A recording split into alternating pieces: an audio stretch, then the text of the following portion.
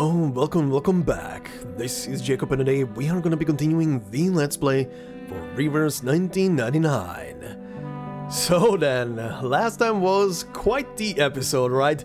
We entered the hundreds and we also finished up chapter 8, and that is definitely the beginning of a new act, so to speak. I can definitely see all the little things that I've set up for the coming future, for potentially not just this act, but maybe for even more stuff on the line. But before we get to any of that, because there's a couple of things I do want to say before we head into today's part and check out the anecdote for 37 and a couple of leftover stuff from the previous chapter and episode. But before we do any of that, let me quickly say thank you guys very much for all the nice messages you left behind on the previous episode. Much appreciated. Look, like I said in the previous episode where I went over that anyway, but let me say it once again, thank you guys very much for all the contributions, the likes, the comments that you leave behind and stuff like that, because without that, it would be only half as fun going through this game and its story and experience all of that stuff. And you guys, as indicated by all the comments that I handpick for each episode, leave behind very useful information, very insightful information, very funny information. So it's always fun to see the interactions and so on and so forth. So yeah, thank you guys as well very much once again for all the support that you have shown over this short over a year period that this Let's Play has been around. Yes, it's been more than a year. That's honestly the crazier part to think about. It's been just slightly over a year at this point. Crazy to think about. But yeah, it's been a while, and it's still going, and it's still gonna keep on going. I am excited to see where this chapter is gonna take us now, or rather where this act of the story is gonna take us. Because like I said, a lot of stuff has been built up with it, and I saw one comment brought up that because of the whole mishmash of here is a shit ton of stuff that is being brought up with like a setup for future parts, that it felt a bit more like a jumbled mess at times, like pretty much the beginnings of plot points, but nothing really too crazily happens with them, because obviously everything has to, go through a couple of episodes, a couple of chapters before we get there.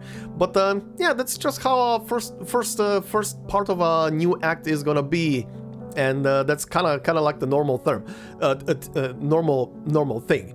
But it was still exciting. It was still a pretty interesting act to see, and Igor's betrayal is probably the biggest part of it. The Arcana stuff is something that I was expecting for how long now? How long have I been expecting that they're gonna bring her somehow back?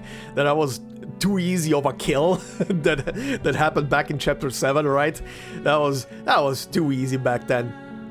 She's a character that will, if they're gonna actually kill her sometime in the story, that's gonna be like a very big moment.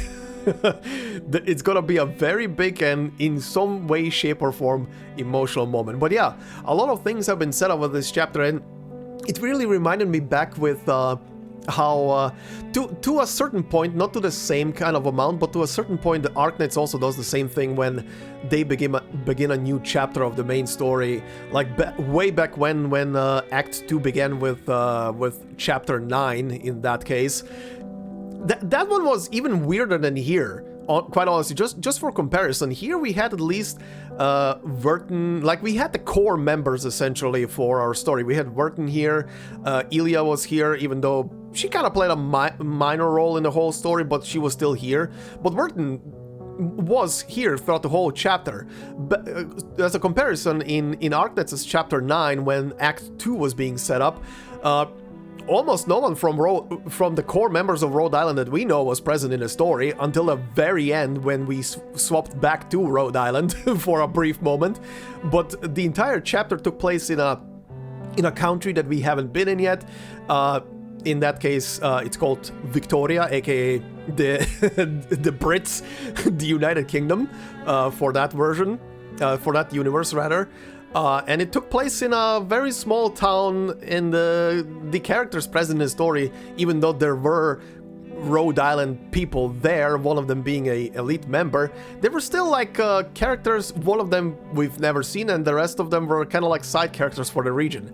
And the playable characters in the chapter were not even part of Rhode Island yet, so you know, it's kind of like a weird chapter. I remember people back then also being a bit, being on the fritz with the whole thing, because the Rhode Island wasn't the main focus of the thing, but it served its purpose. The whole chapter was just the beginning and kind of like a prelude to what is to come in the next couple of chapters of the main story. So yeah, first chapters in a new act will always be like that. Even the most recent release, chapter 15 in Arcanists, that sets up Act 3, is it was bombastic as hell, because it did bring in a shit ton of information and connected a lot of stuff together, but it still was just a setup for what is to come. A huge setup, but a setup. But yeah, that's just how first parts of a new act are always gonna be, I feel like, in every story. You need a setup for multiple plot points, and then over time, with both main story and side story, you're gonna develop them. And I'm all for it. I'm here for it. I'm gonna be here for it as long as it's gonna take. I'm gonna be here for it to see it happen. But yeah, there was a couple of other things as well. Stuff that was going through my head, but I didn't vocalize because I was either busy talking about something else, or something else was just distracting me from saying anything. One of them is about Igor. And I do have another piece of information I do want to share with you guys about Igor that was a link to me, but we're gonna get to that in a couple of moments. But yeah, I will agree with one comment that I saw about Igor, and that is the fact that, yeah, he is very high on a shit list right now. With everything that he did in the previous chapter, he is super high on a shit list. Like, damn, the guy went from holy shit daddy to holy shit daddy? What? But yeah, good lord. I still don't know. I'll still propose my theory that I feel like he's just doing something behind enemy lines.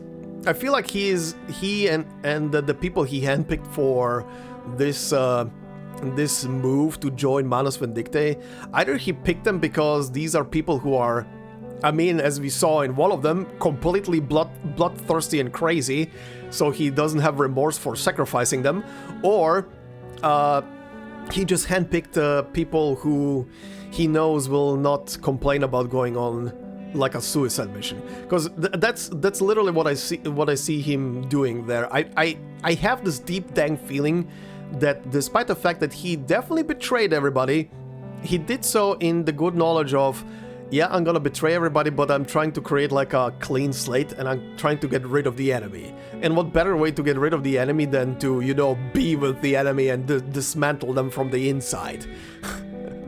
Maybe the whole thing of him wanting to help resurrect, both join Manus and helping to resurrect Arcana is just to find how to kill Arcana. Could be, right? Maybe he just wants a peek behind the lines to see how everything works. I mean, none of his squad, and neither him, will apparently be wearing Manus masks. So it's gonna be interesting. It's definitely gonna be interesting, but we'll see. He might have just been betrayed everybody, but who knows? We'll see. Could be either or with the guy.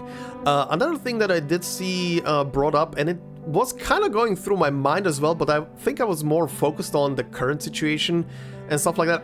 I do believe, however, I did say something about the fact how different the character feels, and that is about Anjonala.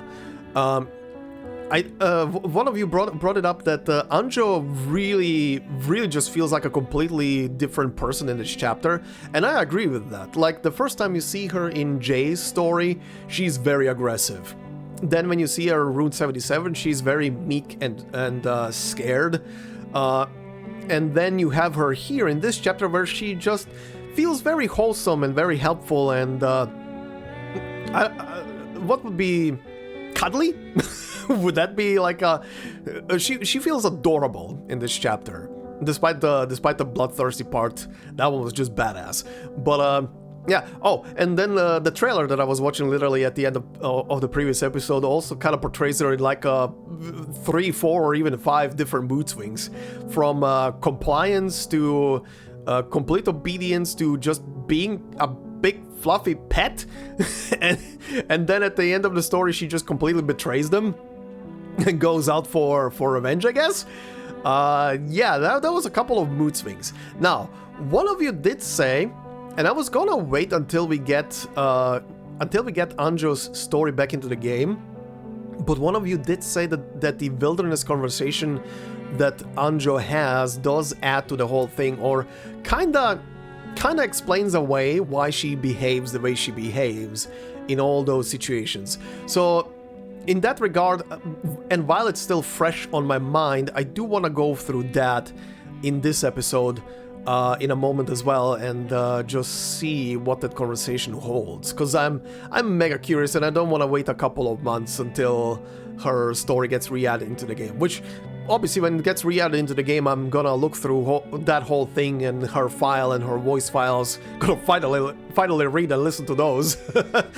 But yeah, I do want to see the wilderness conversation thing just to go over it, and if it's really explaining away why she behaves the way she behaves in all of those situations, it would be probably now the best time to see that before waiting a couple of months, right? While it's still fresh after the chapter and everything. But yeah, anyway, speaking of the comments, however, on the previous episode, and this one this one made me just laugh when I saw that, because good lord, that is definitely something. But yeah, on the previous episode, from Victorama219, who said, "Return to 1999 with Jacob. Congrats, mate. Thank you. Time to use outdated lingo for the 101st. Oh god, no. No, we don't need to reverse that much. Anyway, you added then, forgot to say, now imagine one night Vertin comes back to the suitcase and in the living room she saw, number 1, Jay sitting across of Anjo. Number 2, Kakanya walking behind his daughter. Number 3, Mulder and Lopera were going to meet on a corner. The suitcase is a happy place, right? There is no, like, thick, atmosphere happening in there that you could cut with a butter knife. Look, I read that and I was like, you know what? She would sit down, she would observe the situation, drink her tea until she's done, stand up, walk out.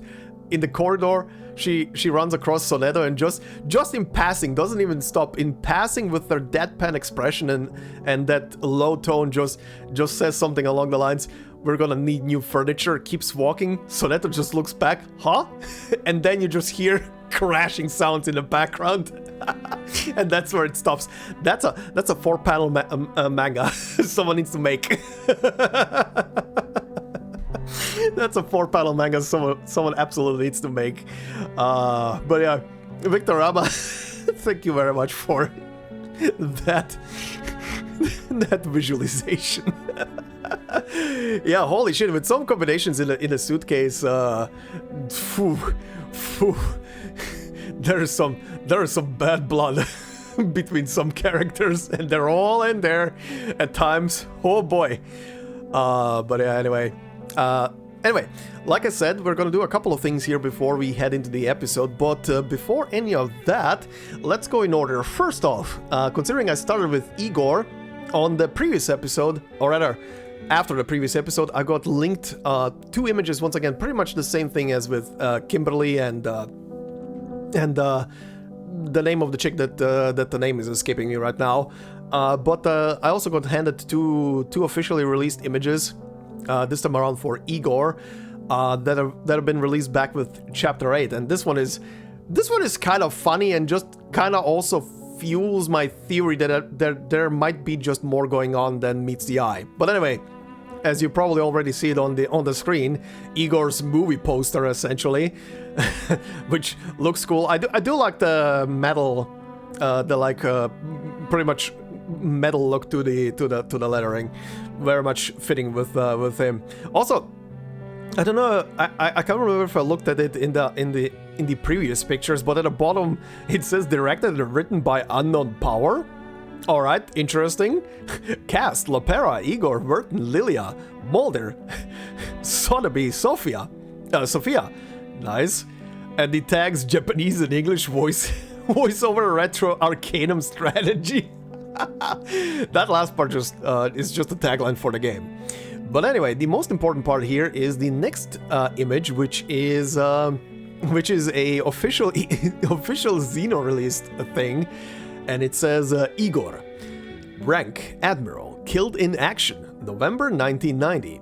Contributions: spearheaded the development of the Xeno Arms Academy and its military infrastructure, played a decisive role in dismantling dangerous organizations such as Manus Vindictae, ensuring peace in volatile regions, and adopted orphans of fallen soldiers, raising them to become future Xeno leaders. Notable military achievements: neutralization of Arcana, the leader of Manus Vindictae. Admiral Igor, a paragon of military excellence and empathy for his soldiers, dedicated his life to Xeno's prosperity.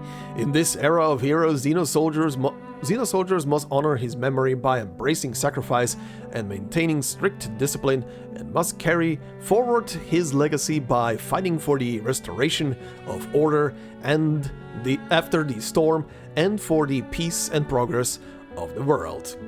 So yeah, Igor's obituary. By the way, before someone says anything, might have already crossed your mind, because it did cross my mind at the beginning as well. Is this spoiler? No, it's not. Like I said, this has been released with Chapter 8. This is a obituary for him. It's not real, of course. This is propaganda. This is official Xeno released information. They're pretty much to his face telling him, "F you, you're dead." You're dead to us. But here is the thing. This is why this piece of information even more fuels the whole conspiracy theory that I have in my mind, that he is doing something behind enemy lines, essentially, with his squad. That he pretty much went on a suicide mission with his squad to just get rid of everything that is left over, any regret, essentially, that is left over from whatever happened in 1999. Considering, oh, that is also a good thing that I just said that. One of you brought up that it's very interesting that, yeah, he seems to remember what happened in 1999, which is apparently a very rare thing. And yeah, thank you for that reminder. That is huge, actually. That is actually huge. Despite the whole Earth thing and stuff like that, that he remembers her on top of everything else. But yeah, huge thing. But yeah, this just fuels my theory into the whole thing of that he might be doing stuff behind enemy lines.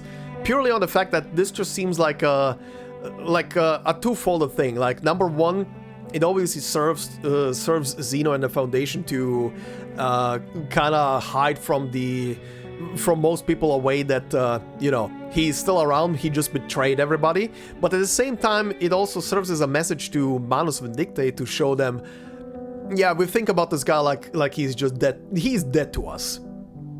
You know? That just gives him more wiggle room on Manus' side. Again, that is gonna be my working theory. Like I said, he might have just completely betrayed everybody, but who knows? We'll see. We'll see about that. But yeah, that's one thing. Now the other thing I said, Anjanala's wilderness conversation. I'm very curious about this one. Alright, so Anjanala has two wilderness conversations. One is a normal one is a maximum bond one. So let's see which one does what. Okay, first the normal one. Beginning with Anjo. You've got such a spacious suitcase, master. I wish that ugly toy were half as roomy as this so I could shape myself however I like and do whatever I want. Okay, first response you can do, try not to scare the others. Of course I'll be mindful. It's so spacious here that I can easily find a spot to sing without disturbing anyone. Nice. The second one, you can transform freely here.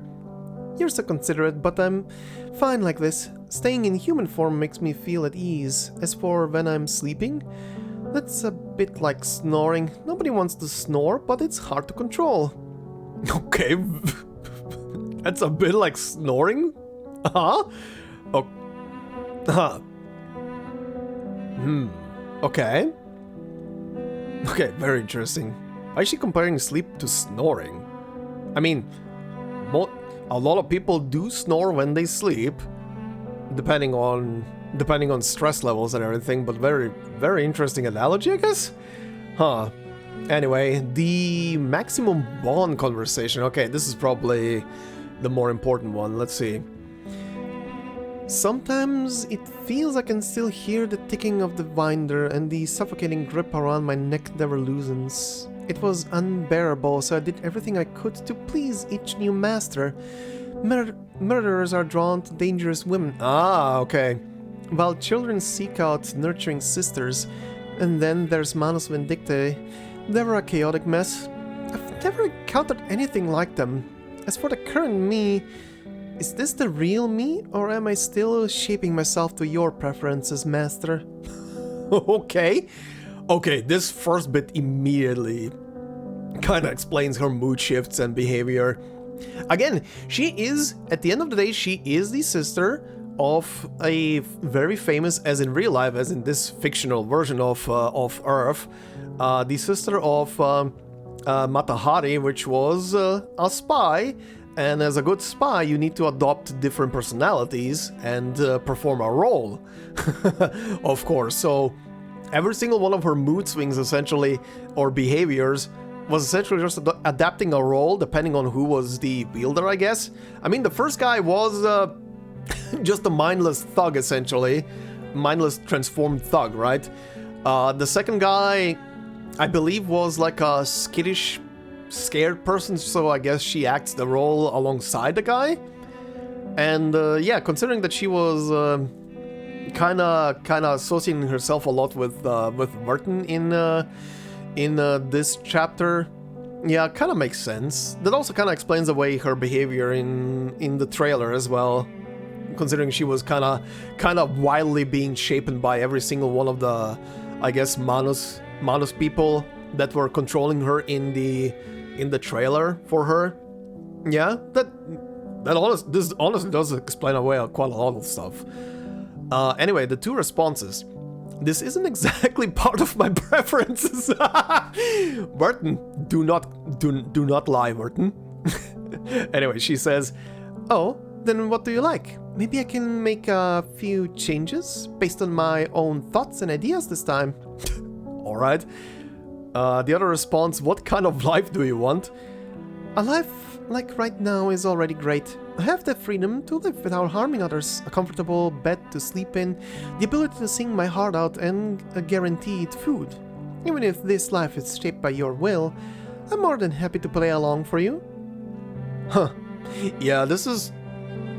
yeah, staying alongside Vertin is pretty much kind of like, out of the things that we do know about her, one of the rare moments in life where she actually has a normal life, quite honestly. From her personal stories that I was reading through in chapter 8, yeah, she had a terrible childhood. I mean, being the sister to a notorious spy, then her family being annihilated, then spending her childhood in a retirement home for veterans, essentially. Oh yeah, one of you guys corrected me on the fact that the wrinkled faces that were described on people at the end was that was in description of the people in the retirement home, right? But yeah, she definitely had a tumultuous life, so her having a normal life now is definitely different. And maybe even, again, considering her behavior through the background story that was in chapter 8, maybe even the closest, the way she is now is probably the closest she is to her normal self, quite honestly. At least that's what it feels like. But yeah, that is that. Very interesting. Very interesting. Alright, now before we head into the anecdote for 37, like I said, I want to do one more thing before, like a leftover thing from last episode, and that's gonna be the white rum thing. Now, I did get told that this is gonna be very light on story, like really light on story, And it's mostly gonna be just a minigame. I think this is the match 3 minigame, right? If if I remember the comment specifically. So I'm gonna... If... The minigame probably is not really too worthy to show, like if it's just match 3 and stuff like that. I'm probably gonna keep a tiny bit of it in the episode, but I'm probably just gonna condense these story bits that are playing out throughout this thing. So yeah, let's head in and see. Returning to port. Oh, I see. This is how the story is being presented. Okay, that's fine. Oh, Sao Paulo, my most treasured city. After spending so much time... I don't remember how she sounds, by the way. I don't remember. She spoke so little in the story. Anyway, after spending... Also, a pirate accent? I don't know if I can do a pirate accent for her. Anyway, after spending so much time in all of this humidity, my ropes are near to sprouting mushrooms. As always, the first order of business upon docking is to stock up on fresh water and provisions. What say you, Captain? I keep forgetting you won't be needing those now, matey. Aye, but there is a large and well-lit courtyard here, perfect for the removal of rust and repainting. Oh, for a bit of tongue oil, that make things all the better. Stop right there, intruder. Put your hands in the air. Shiver me timbers. Shiver me timbers. I've gone and beached myself now. What would all Anne think of me offering myself up to a military officer? You mean this hand here, huh? She's a friend of... Oh yeah, what the hell is with the hand, right? She's a friend of mine, and if you want me to raise my hand, you'll be needing her consent, matey.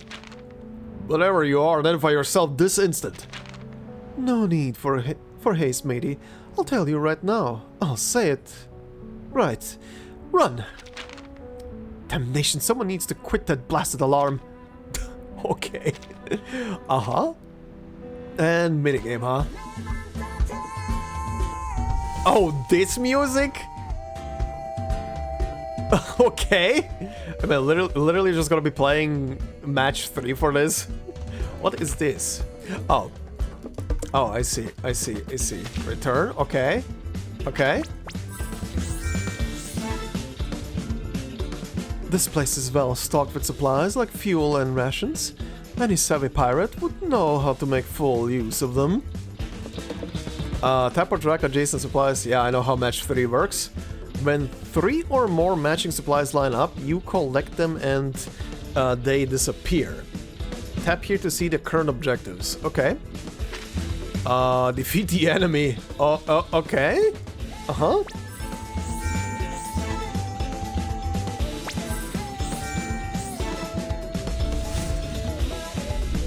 Okay, I guess that was it. Intruder, sound the alarm! Oh, great. We better think of a way to get out of here. And fast. The enemy has deployed soldiers to occupy the zone. You should also deploy soldiers to overwhelm them with superior power. During resolution, the side with the higher total power gets to occupy the zone and inflict damage on the opposing commander. Okay. You can summon allies to this zone by consuming supplies. Okay. I see. Drag allies into the zone to deploy them, overpower the enemy, and help Whiterun escape. Okay. Can I... this one. Okay. Alright, and now we press this, right? Fire! Okay. I feel like I'm playing Magic the Gathering or some shit like that. If you ask me, the finest escape strategy is to hit them first and hit them hard, matey. In any zone, the side with the higher total power gets to occupy the zone and inflict damage on the opposing commander. Summon allies, defeat Xenos elites, and help Whiterun escape. Okay, yeah, thank you. Uh-huh. Back to the match 3. Alright, get wrecked. Oh, immediately getting her, huh? Thank you. Gonna get a acquired graphic. Yes, no, maybe? Actually... Do I get a graphic for acquiring her? Aren't these imprints? Huh? Was that it? It's kind of lame. We'll see, I guess. Lost Voyage. There's only a small square yard. The pontoon in Nassau Harbor was a far grander affair. You think we're lost? Let's just bilge and bile. A quick peek at the compass is jolly. Jolly needle is all it takes to know all's well. And, it's truly another dead end. Yar! Oh, no. Holy... Wait, what? Why? Why is he back? Is that a face I expected to see in here? Hi, buddy. How's it going? Oh, God. God, why are they using your face? Head over here. Split into 2 groups and flank the enemy. All squads, move out. This is the worst possible situation. The enemy is launching an assault from multiple directions. We have to be very careful. Multiple zones are up for contention. Be strategic about where you place your characters in battle. Okay, I see. There we go. Oh, vodka lieutenant. Alright. All enemies in the zone get power -2. Of course. That's kind of funny. Alright. Secret meeting. Okay. We made it in, after all. There are weapons, rations, a brand new compass, and bottles of rum. Oh, Captain N's never laid eyes on the likes of this. Aviation fuel. Ships these days can take to the skies. What a sensation that must surely be. Hush, look, a wee rascal snuck in, but he lacks our good luck in cunning disguise. Oh, God. So then, is the boss waiting on the Apostles' Brotherhood's proposal? I'd say I'd stay optimistic if I were you. Things are going smoothly, but I can't give you a definitive answer just yet. Well, blow me down. Seems they're not so rough with every guest. You should get the goods back first. Wait, hold on. Was this bottle part of our exchange? Whoops. Whoops. Oh, God. What did I just see? Oh. Collecting supplies also charges up the commander skill. Press here and hold to see the effects of the skill. At the end of the round, the enemy commander skill is charged up. Press and hold to see the effects of the skill. Okay, first off, my skill. Gain all types of supply 20 plus 25. That's actually very good. After one round, summon Xeno orderly. Okay, I see. Each zone has its own unique effects. Use them to your advantage when conquering the zone. Each unit... Okay, move that away. Each unit that consumes rations and or compass grants power +1 to the zone. Each unit that consumes life buoy and or fuel grants power +1 to the zone. Okay, interesting. Also, I can use this. Get supplies. Very nice. That oh, she costs 50 of the red supply. Okay, that's a lot. Absolutely annihilated. Good God. Okay, what's this? Administrative security. Next round can actively move to another zone once per battle. Huh, interesting. Part 4, Treasure.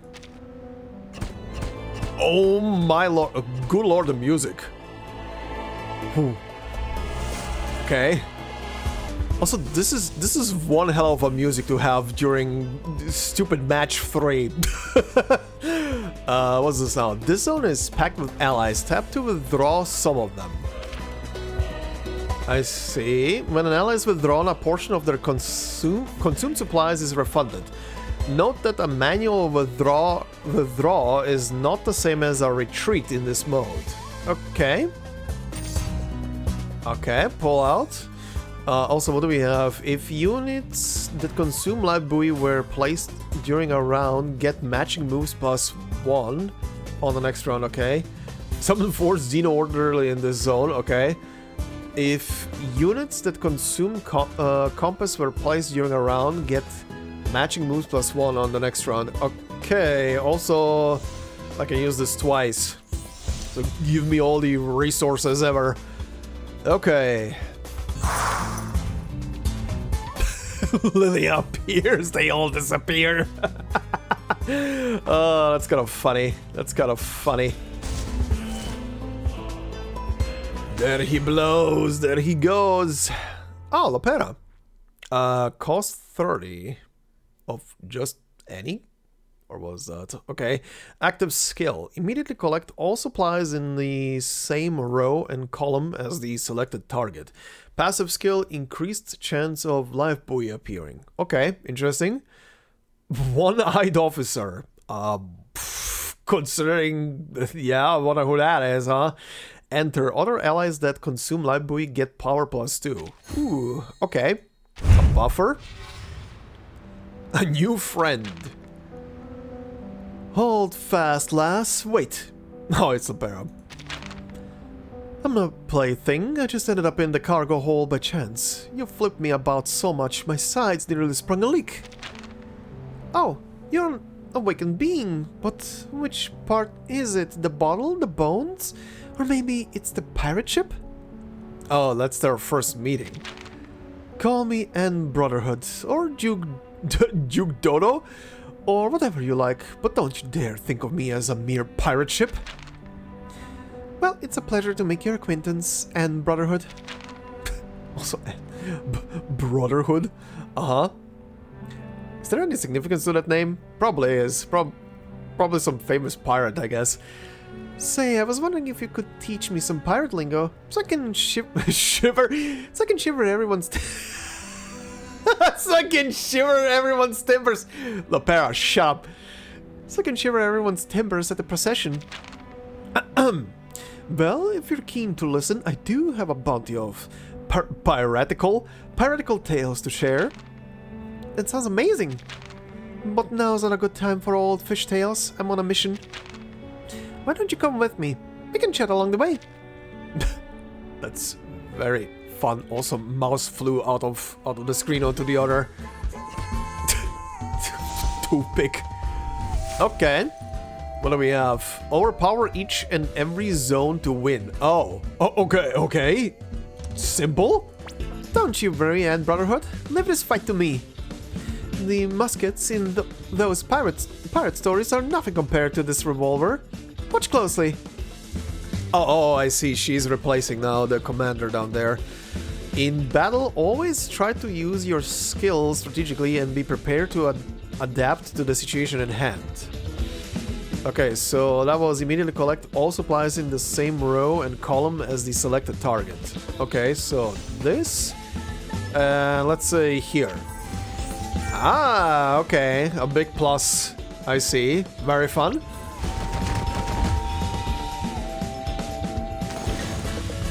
There we go. Done. Oh, Miss Radio. Countdown. After 2 rounds, inflict power -3 on a random enemy in the zone. Interesting. Part 6. Temporary cooperation. That's what it says. A music change again, okay? Lopera has joined the team as a commander. To succeed on the battlefield, you must choose your commander carefully and adapt your tactics accordingly. Okay, so there's Duncan, Sotheby, and Vertin. Alright. I'll go with Lopera for now. Oh, now I get the whole... Oh my god. Now it becomes complicated. We can't win this battle by ourselves. We're going to need some assistance from others. Select the allies you like to... join... You'd like join your battle team? Oh, okay, I'm misreading. You can use filters and quick select to access your team faster. Your assembled battle team is shown here. Okay. There we go. Oh, now Lopera is a unit. Enter. In each zone, summon 1 Xeno Corporal with 2 power. Ooh, that's pretty good. but final thing here, huh? Escape from Xeno. Smooth sailing on your way home. Yo ho ho. You've been such a big help, Anne Brotherhood. Let me just go and say hi to my viejo, and I'll take you back. Oh god. This is now awkward. I wasn't even looking at the bottom. The Pera. Seize that boat. Admiral! Read the report. It seems a toy boat of sorts has made its way into the warehouse. I know you enjoy wasting your time with questionable lowlifes, but now a thief too. It looks like we're back in hot water, Captain Anne.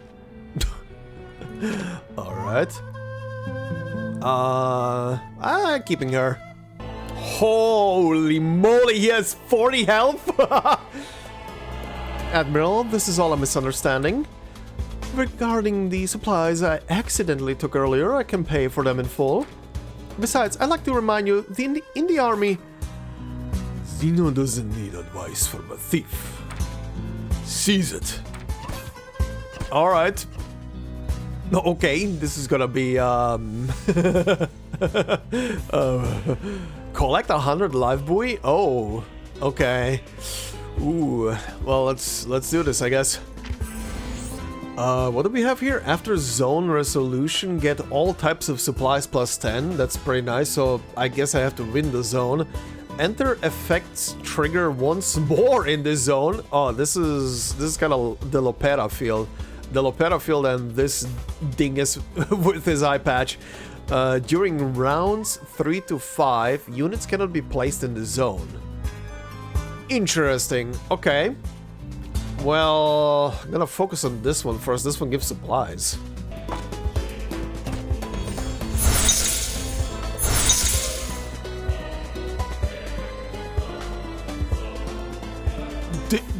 Okay. Took me a second to comprehend what just happened. That was very effective. Okay. I think he's done. I think he is done. That is an interesting combo, honestly. Lopera summoning in all of those soldiers, they are red, and then Eye Patch Dude literally buffs them all up. Oh my god. Hi. New ally slot unlocked? Uh-huh. Duncan costs 50. Active skill, collect all supplies within a 5x5 area of the selected target. Okay, that's nice. Passive skill, increased chance of rations appearing. Okay. Ship vendor. Countdown after 1 round, ration supplies plus 10. Nice. Can kicking boy. Also countdown after 1 round, this unit gets power plus 1. After 4 rounds, this unit gets power plus 1. Okay, so the longer he's on the field, the better. Nice. Oh god, there is more? Oh, okay, wait. Does it actually say here how many? Oh yeah, it does. Oh my god, that's a lot of... Okay, so it's 2 areas of stages. Also, hold on. Give? There we go. Listen well, matey. I'm not one of those jabbering ship toys you find in a water park souvenir shop. I'm the real deal. Good to know. Also, this is the final 4-star character that I was missing. Now they're done. Now they're done. Now I have them all. Let's see. Helpful citizen. That admiral's face was as sour as a lemon. It's a marvel I made it out. Oh god, Duncan. Look at all that majestic river, the pretty houses and the fishers on the pier. Now that's a fitting place for a majestic ship to anchor. Alas, it's a shame that it's only large enough for a 4-man skiff of a canoe. Hey, White Rum! Old Duncan, shouldn't you be out fishing instead of flapping up about here? Over there! Quick, help me catch that slippery kid! Isn't that the mischievous scamp that sells bananas on the corner? What's he up to this time? Someone's been breaking into houses on the street lately, and I finally caught him in the act. Come on, let's teach him a lesson, for his parents' sake. Okay. Punishing children now, alright. Let's see. Collect supplies. Yeah, let's do that. Oh, it's interesting. I cannot assign anybody else. This one is, I guess preset. Oh god, they're using Illich's face. No! Defeat the enemy commander. Okay. Okay, so just click and boom. Damn, son! And again. Jesus Christ, Duncan. There we go. Checkered lady. Enter record 3 HP for the allied commander. Accelerate the countdowns of all other allies by 3 rounds. Oh, damn. That's a neat little combo. Sneaky kid. Sure. Let's go. Let's keep going with Duncan. Oh, no cutscene or nothing. Okay. There we go. Another one done.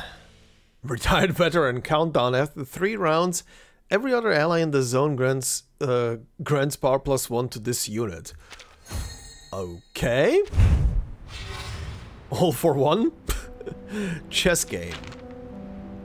And the board's cleared once again. Another win for yours truly. What say you? There's more to killing time at sea than dice and drink. Edward the Red Hand fancied this game, but he never bested all Captain N. Lady Luck is on your side today, little boat. 1, 2, 3... Wait, why do you only have 14 pieces of the board? We must have miscounted. I've still got a shot. Count again, there's no mistake. I'll fetch your spectacles for you if you want. Spectacles won't do. We might need a broom or a gun, maybe. Didn't you see? Those carbuncles swapped a piece. Carbuncles, alright. And done. Foundation Guard. Enter, move an allied unit to the zone. Okay. Big cleanup. Another music change? No story? No story apparently. Another one down. There comes Sotheby. Active skill. Collect all visible supplies of the selected type. Interesting. Passive skill. Increased chance of fuel appearing. Okay. Retreat. Fuel supplies +15 and summon a carbuncle with 1 power and no ability effects in the zone. Okay. I got carbuncles. Little Missy. Look yonder, a solitary young lass. Oh god, no. If you bring her aboard and give her a passage, some joys most likely to follow. Lass! Shh! Look! Samaritan sea snails. You can make a jungle camouflage potion with these marvelous little things. If you're after their sulfurous mucus, you best give up now, lass. This Atlantic kind here don't make the stuff. They're too alike to the Sarmatian sea snail. This true, enough to give naturalists a bigger headache than a gallon of grog. A word of caution, lass. Wearing a fancy dress like that out on the wooden piers of these favelas isn't safe. Hop aboard if you wish to keep your purse. Save the Sotheby. Alright, let's see how this is gonna work. Okay, I am bound to the critters. Okay. Stay safe here a few days longer, and you'll learn to sense dangers early. Are you talking about those river cowboys? River cowboys. A few potions should take care of them. Uh-huh. Okay, it's the carbuncle battle. Oh my ears! Sotheby, do you want to kill me? Holy bling! Oh, this is gonna hurt me again, isn't it? Click. Oh! Oh! Oh, like someone took a needle into my eardrums. I need to remove my headset when I press this. Sotheby, why? Why? Bulge. Okay, I got the flyer and the little thing. So summon a bulge sludge with 4 power and no ability effects in the zone. Every other ally in the zone grants power +1 to this unit. This unit then causes these allies to retreat. Alright. number 6. I think 2 more left after this, yeah. Okay, let's see. Sure, Sotheby, let's go. Alright. Galeno. After enter, retreat, or move, inflict power -2 on a random enemy in the zone. Okay. Critter Friend. Okay, let's fall back to Duncan. Sotheby was kind of working very badly with the team I have right now. There we go. Primitive Olitiao, huh? Enter for every retreat effect previously triggered in this battle, this unit gets power +1. Ooh. Alright. Oh, I didn't complete... whatever. Doesn't matter. Head-on confrontation. That day I give the little lass a okay, normal... oh, it's the veterans, okay. I gave the little lass a ride. Guess where she was headed? Huh, the Xenobase. Bad timing, to be sure. What did you do? Luckily, I ran into Lepera halfway. Before I confessed to her, she was still calling me and Brotherhood. Little boat. The newsboy just told me old Duncan got into a fight. Who would want to fight old Duncan? Remember Nasib, the one who's always bragging down at the fish market? His little brat stole everything and joined the Apostles' Brotherhood. Old Duncan heard, immediately dropped his rod and chased after the kid. Oh, this is an ill wind to be sure. Recently there've been too many new faces in Sao Paulo. It's hard to tell just who they are. Little boat, get some help over there quick. Alright. I guess I'm keeping Duncan. More meddling do-gooders. Youngblood, it's time to test your loyalty. For the invincible Apostles' Brotherhood. Oh boy, he immediately starts with summoning, huh? Okay. There we go. This one was a bit dicey. Almost lost. Hey, there we go. One more slot. Vertin, cost 30. Active skill, swap the positions of any 2 selected supplies. Okay. Passive, increased chance of compass appearing. Increased base matching moves and supplies. Alright. Enter, Dr. Doris. Compass. Supplies +10. After any unit moves, gain compass supplies +10. Interesting. Oh my god, there's another map? What the hell? Oh, wait, I just realized there's 4 maps in total. Well, let's keep going then, I guess. Timekeeper. Peaceful waters never rest long. Too many new faces. Oh, wait, I'm on the other side now. Too many new faces in Sao Paulo lately indeed. First the suspicious Manus Vindicte, then the gang swarming the streets, and there's the Foundation Timekeeper, like a bird fallen into the water. It's a good thing you don't hunt pirates, Vertin. I've exhausted my supplies to create of creative allies.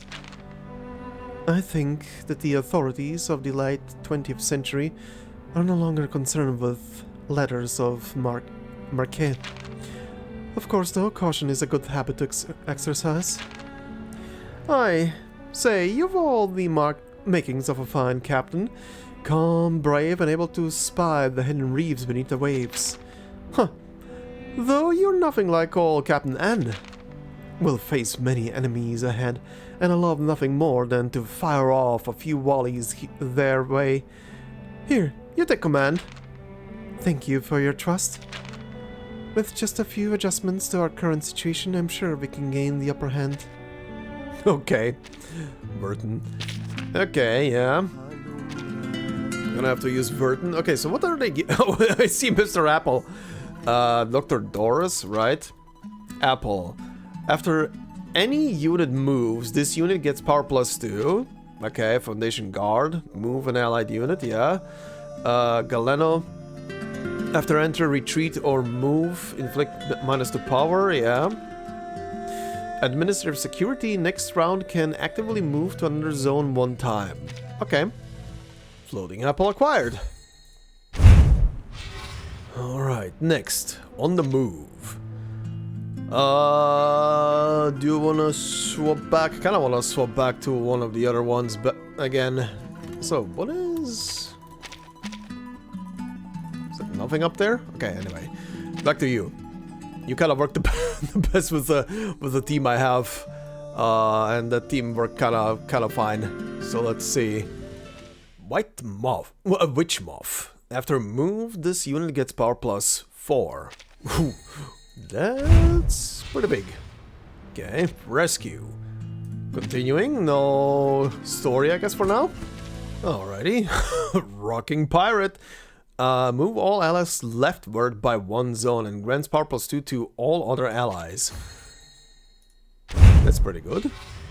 Alright. Setting sail. Captain N, do you... Now we're on the reverse, huh? Captain N, do you remember that battle with the golden emu? We won that day, but helmsman Jack got himself so soaked and besotted at the victory feast that he sailed us straight into a storm. Just like now. Everything gone overnight. Even that damned Xeno base is nothing but a desolate grave. Okay. So this is post story? Rum! What are you doing sitting over there? Come over here. We need a bigger boat. We need a bigger boat. Shut up. Shut up. I already have a side story in Arcanists right now dealing with 5 billion movie quotes. Oh, Duncan, where did you find so many willing hands? Right here in Sao Paulo. These brave boys live here, and they're not going anywhere anytime soon. Someone has to stand up and teach those Brotherhood thugs a lesson. Oh, old man. Never have I wished more for this waterway to be wider. Still a tiny bit hard to guess where everybody's from. Or when rather the story is taking place. There we go. White rum. Enter or retreat. Summon a ship in a bottle with 6 power in a random zone. The ship in a bottle can actively move every round and inflicts power -2 on all enemies in zone after moving. Okay, that's a lot of stuff. And I didn't complete the second. It's fine. Forked road. Okay, for a second I was looking at that 50 there and was like, what the shit? Okay, damage dealt from this zone is fixed at 3. Okay, I'm still terrified of it. Holy moly. And we win. Little lady. Allied retreat effects triggered twice. Oh, damn. Succubus lady. Enter. Gain the power of all allies in the zone. This unit then causes these allies to retreat. Oh, interesting. Guard dog. No story? Okay, let's go. Molder. After move, this unit's power is doubled. Okay. Mr. Duncan, countdown. After 1 round, this unit's power is doubled. Repeatable. Oh, okay, a lot of moving units, huh?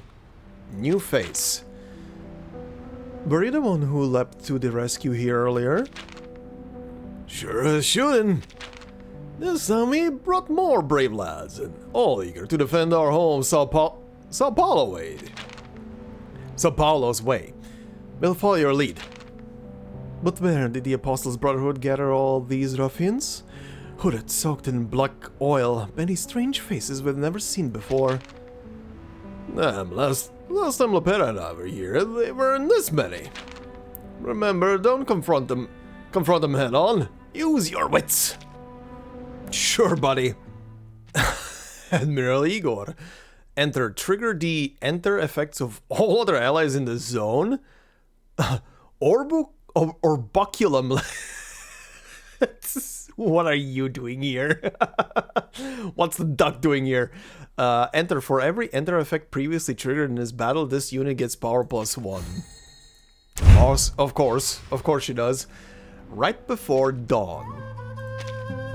No story to this? Okay, let's head in. Druid lady. Enter. Recover 5 HP for the allied commander. Countdown. After 1 round, deal 4 damage to the enemy commander. Repeat. repeatable. Cool. Xeno Messenger countdown. After one round grants power +1 to all other allies in the zone, repeatable. Oh. Okay. Continuously buffing. That's cool. Sao Paulo style. Oh boy, this one's red. Boss? Did you hear all that preaching?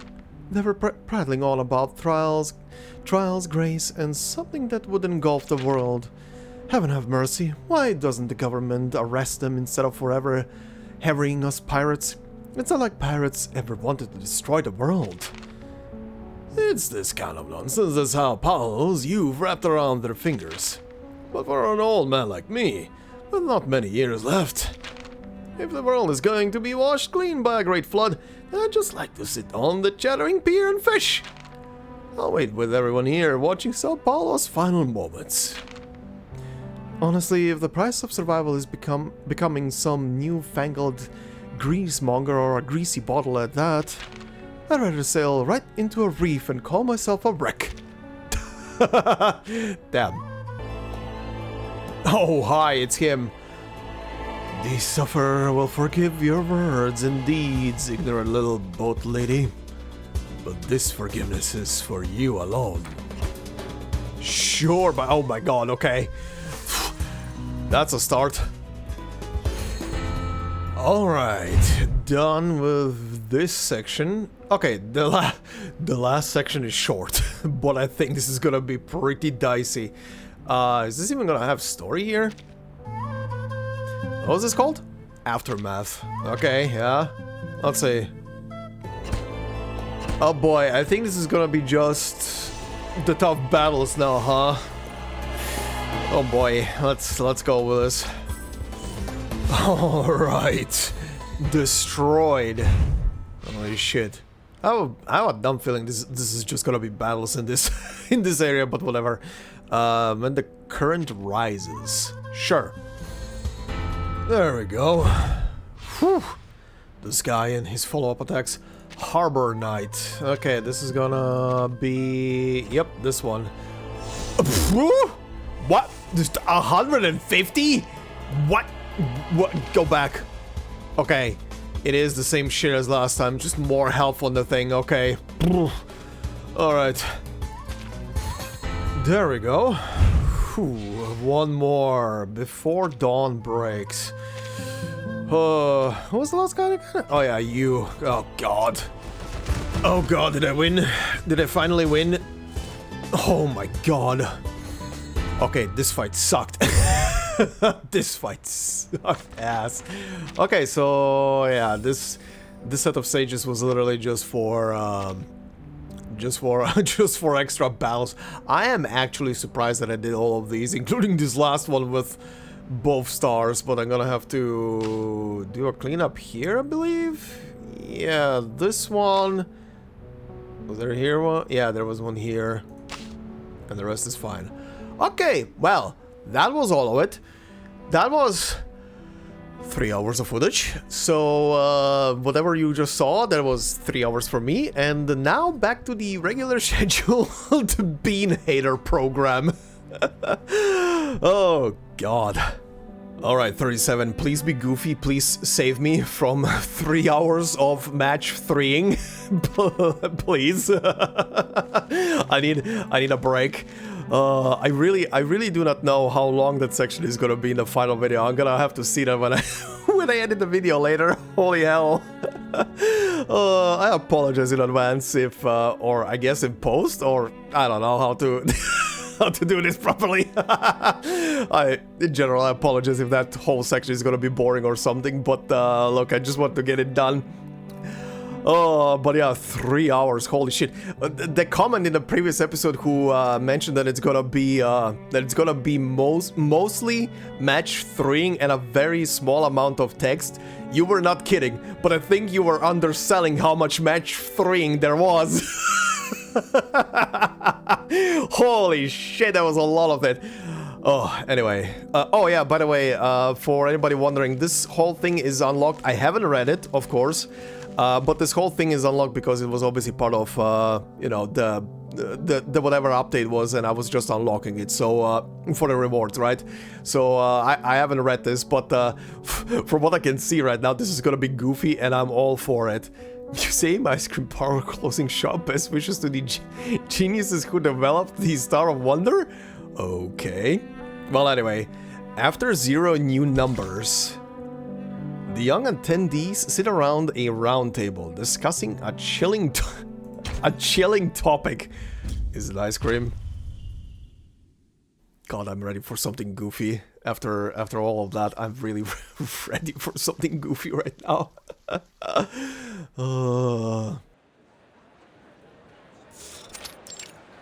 Rest area, Laplace Museum. Alright, now let me get a good look at this thing. So, the special exhibition area is located in Zone C. It looks like we need to take this path to get there. I just can't believe I'm finally getting to see the stone with my own 2 eyes. Yes. Stone? Are you talking about the Rosetta Stone or something else? Yeah, I remember those critics on TV calling it all a hoax. Let's see what they have to say for themselves now. The Laplace Museum, a place rich in history and heritage. For a long time it has been silent, but now it buzzes once more with shuffling feet and whispered curiosity. Oh god, here we go already. So, this is the promotional poster for the special exhibition. Brilliant! I like these simple geometric lines. Their arrangement is just right. Cool. 3 young people sit at a round table in the museum's refreshments area.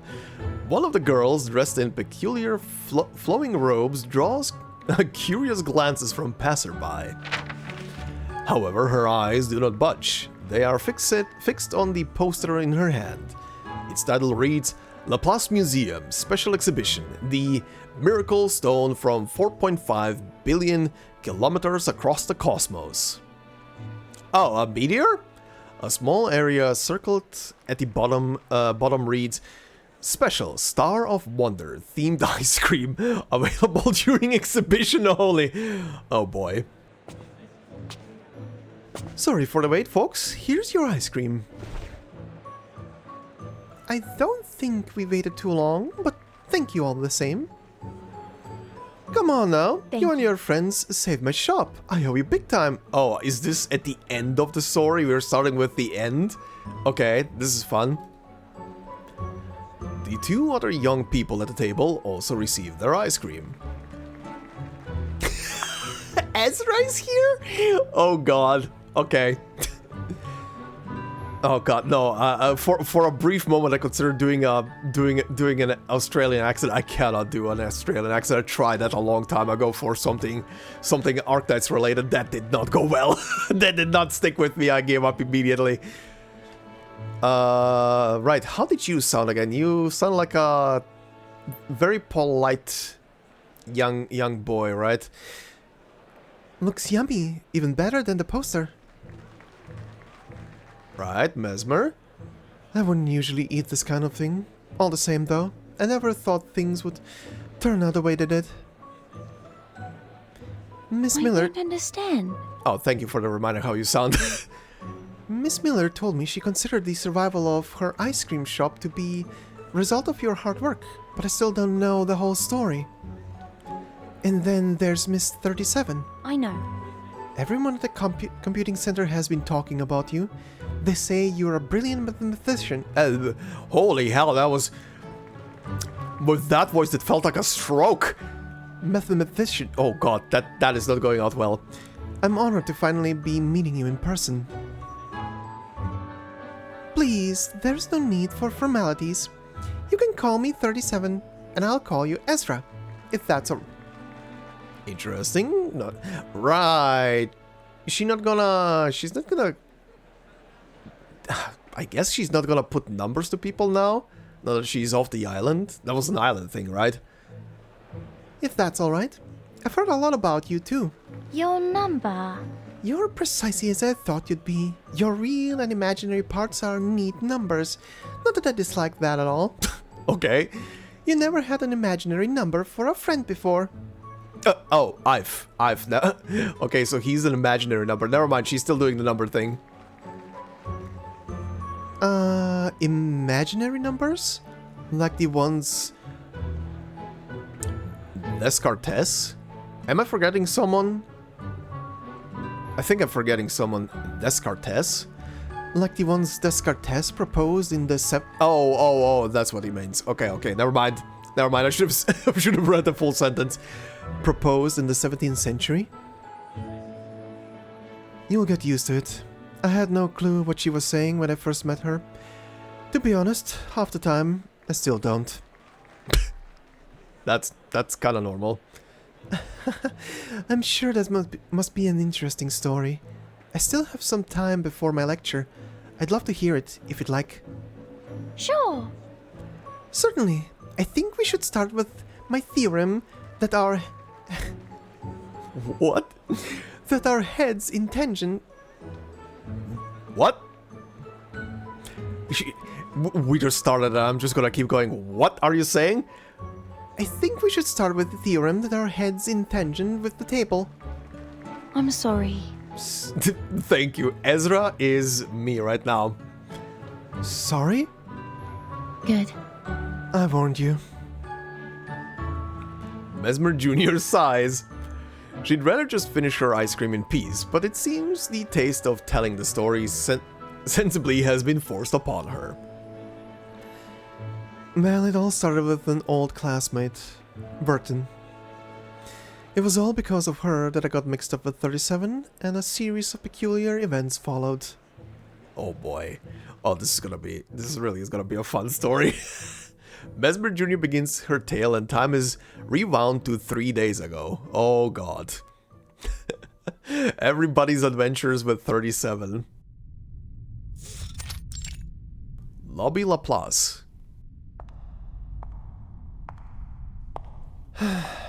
What was she thinking? Do I look like a babysitter? Who even uses this kind of thing nowadays? The therapist looks down at the scroll in her hand, like something out of ancient Greece. Nothing. It's none of my business. Excuse me, I'm looking for someone here from the Foundation. She came to headquarters for advanced training. That's right. Incredible! So that was the right value. Huh? What was that? This particular self-absorbed target for her inquiries is not the best choice, but then finding a normal researcher at Laplace is never a simple task. Is there even a normal researcher at Laplace? With the lobby uncommonly empty today, it seems there is no better option available. I said I'm looking for someone here from the Foundation. She came to headquarters for advanced training. I don't know. Do I look like a receptionist? Go ask someone else. I don't have time for... hang on. You're looking for 37 too? In both number and name, it seems they're both looking for the same figure, and that they're not alone. Huh? 2? Yes, I'm looking for a girl named 37. Oh god, no, not this music. The researcher's eyes widen a fear response. No. No. He begins moving toward the hallway as fast as his uncoordinated noodle-like limbs will carry him. I was here first. You get behind me. Wait your turn. He runs off as the echoing of his footsteps fades from the lobby. The lone therapist is left standing there bewildered. What? You'll get used to it. Mesmer, you'll get used to it.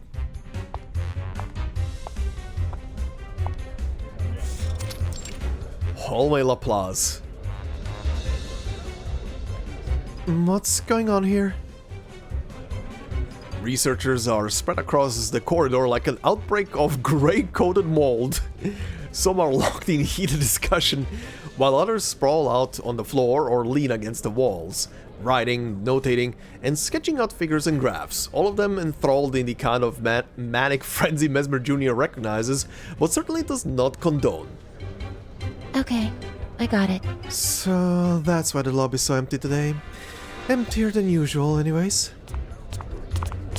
She pauses there a while as a constant stream of researchers clutching their papers rush into the room at the end of the hall, or go running off out of it, waving their seemingly solved problems. That's awesome. Yes, she's got it! That girl really is a genius! Insanity. This place never changes. Egghead scientists losing their minds at the slightest provocation. Fortunately, the researchers, glued as they are to their place in line, take no notice of her. She takes a deep breath and heads to the room at the end of the hallway. Oh boy. 37 is just solving everybody's math problems right now. Research lab Laplace. Pile of paper and scattered geometric models almost bury the entire desk, and the small office is crammed with researchers, packed like jittering cans of liquefied anxiety. Wow, that's a phrase. They wave their papers in the air, surrounding the desk like hungry glowcocks.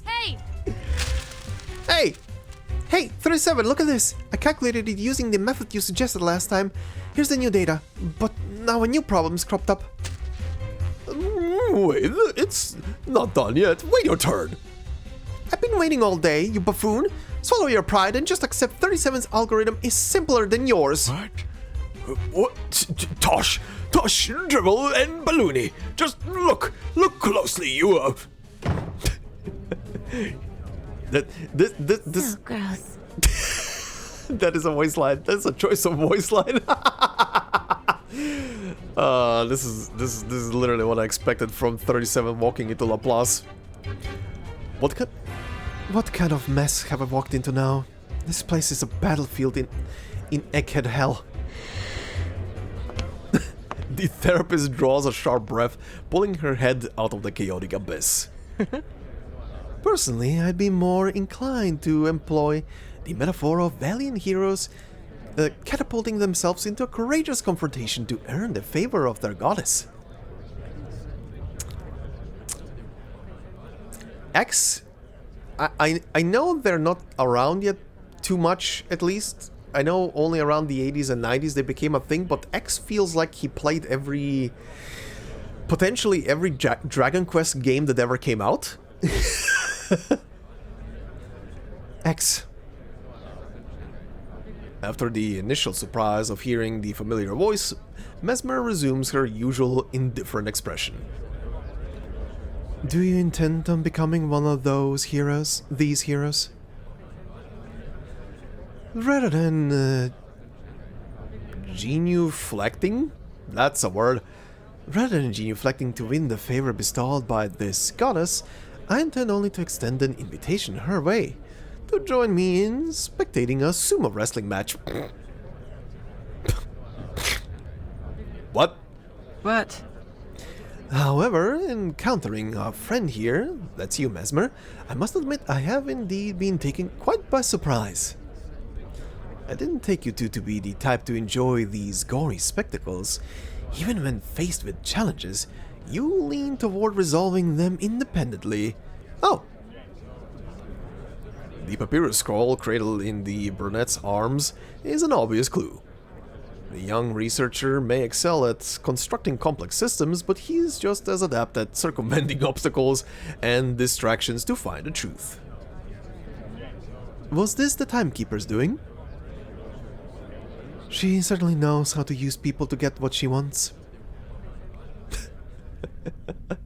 I mean, Vertin knows when shit is up, and Vertin knows how to dodge the shit when it's up. Oh shit, this is auto-scrolling. Oh, hold on. Not long ago, while Mesmer Jr. was on official business at the Foundation, she encountered her now illustrious former classmate. At the time, she was hurrying down the hall on the phone with some unknown party. She always seems so busy. Okay, flashback. Yes. Yes, I'm on my way. I'll be there now soon, Mesmer Jr. Vertin. I must say, I'm actually glad to see you. I have a favor to ask of you. The busy star of the Foundation makes a request to deliver an important letter on her behalf to a colleague training at the computing center. They have this thing these days called Critter Express. No. Right. I'm afraid Carbuncles won't be able to confirm what's going on with 37 for me. She said that she's fine, but she's never left her island before, so I worry that her fine may not really count as fine. I was hoping you might help confirm just how fine she is now. How many more times are we gonna say fine in quotes? As the most trustworthy person I know at the computing center. Vertin really knows how to request something from a person, right? How amusing. She seems to have forgotten what transpired in this very hallway, but Mesmer Jr. knows that is impossible. Is this a trap? Psychological manipulation? A true gesture of goodwill? Or perhaps... I would say it's all of the above.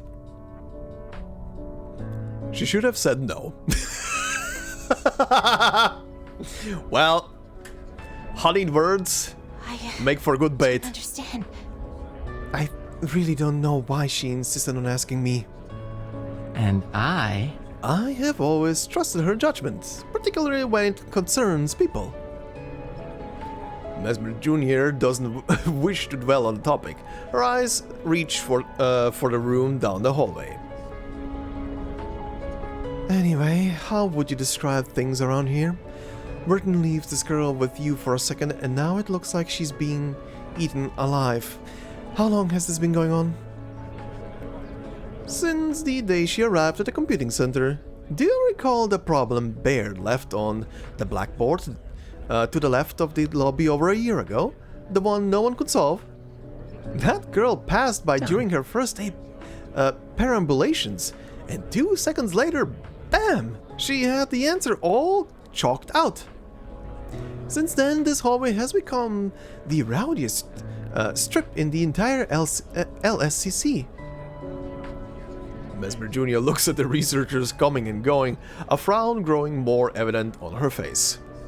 Oh, please. There are researchers from every department here. Are you telling me that this one girl has insight into every field of research compelling enough to cause all this? It's impossible. Oh, no. That's not it. She's barely aware of most of our research. All she deals with is mathematics. Mathematics. She repeats the word. Of course, I've heard that island was a hotbed of math geniuses. That's right. Exactly. Just as dear old Leonardo pointed out long ago, mathematics is the foundation of all sciences, but most people have failed to grasp this universal truth. But this girl is not like most people. She doesn't know anything about chemistry, astronomy, or physics. But she can solve any single one of their problems if she can reduce it to a mathematical problem. Funny that he should say physics, because physics is also pretty math-oriented. Quite steeped in math. I'm not overestimating her abilities here. There's yet to be a math puzzle she's encountered that's eluded her computational comprehension. Really? She does all that with just mathematics? I too harbored reservations until I observed it in action. Maybe I could offer an example for elucidation. The original progenitors of mathematics employed a fascinating sexagesimal, also funny word, sexagesimal numeric system, yet this is not the most extraordinary aspect of their knowledge. The most remarkable aspect was that their frameworks locked both the notion of zero and of decimals, yet they still managed to produce accurate results. The pinnacle of our most advanced arcanum pales in comparison to the skills demonstrated by that remarkable girl. Oh, please. Exaggerating as always, I see. We both know how they did it. Mesmer may not enjoy drawing attention to her intellect the way her peers do, but there is no doubt that she belongs among them. 1, 10, 100, and 0.1 all represent 1 when written in their method. Whenever they needed to use this number in their calculations, like if they wanted to multiply it by 100, in theory, they'd end up stuck with no way to proceed. Since they used uniform? I hope I'm saying that word right. Again, I've said it in the Let's Play multiple times already, but just to repeat, in Croatian, I'm way more familiar with any mathematical terms there is. Even if I'm bad at math, I'm familiar with the terms, at least in Croatian. In English, I've never really studied math in English, so when they throw this shit around, I'm like, huh? What is that again? Anyway, since they use cuneiform symbols, but not the actual numbers they represent, they had no way of knowing what numbers the symbols stood for. But they didn't need to know. In their abstract mathematical world, whether the answer was 100, 1, 000, or 10,000, ultimately, by following the same rules, they'd arrive at the same answer, 1. Okay. The therapist shakes her head. SMH. There's nothing magic about it. Magical, I guess. Is that a typo? Please step aside. Sorry, today's Q&A session is over.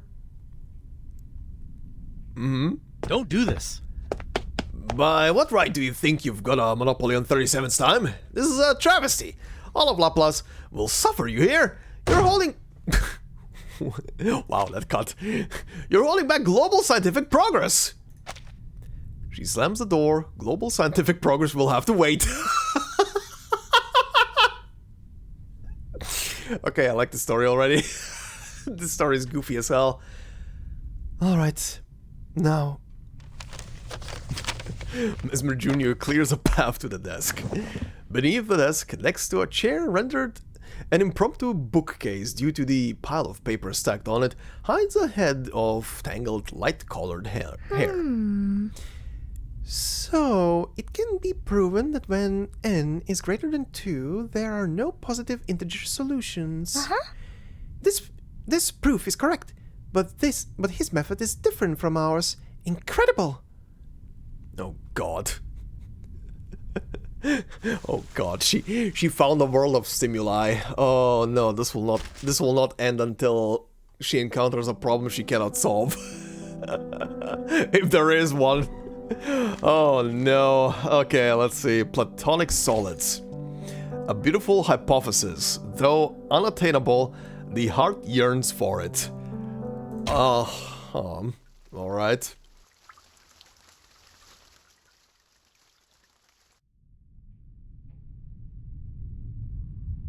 Oh! Yes, this proof is flawless, and even better. It's correct. Why? Why didn't anyone on the island realize there was another way? I need to note this down. 6 will definitely want to know about this. Hello, 37. Sorry to interrupt. How regrettable. This hypothesis was so intriguing, yet ultimately untrue. It's always a heartbreak to disprove an elegant theory. The conjecture regarding planets and platonic solids was similar. It was so perfect. Everyone wished it might be true, but it wasn't. What was that sentence just now? The conjecture regarding planets and platonic solids was similar. Okay, moving on. Mesmer is just getting pissed.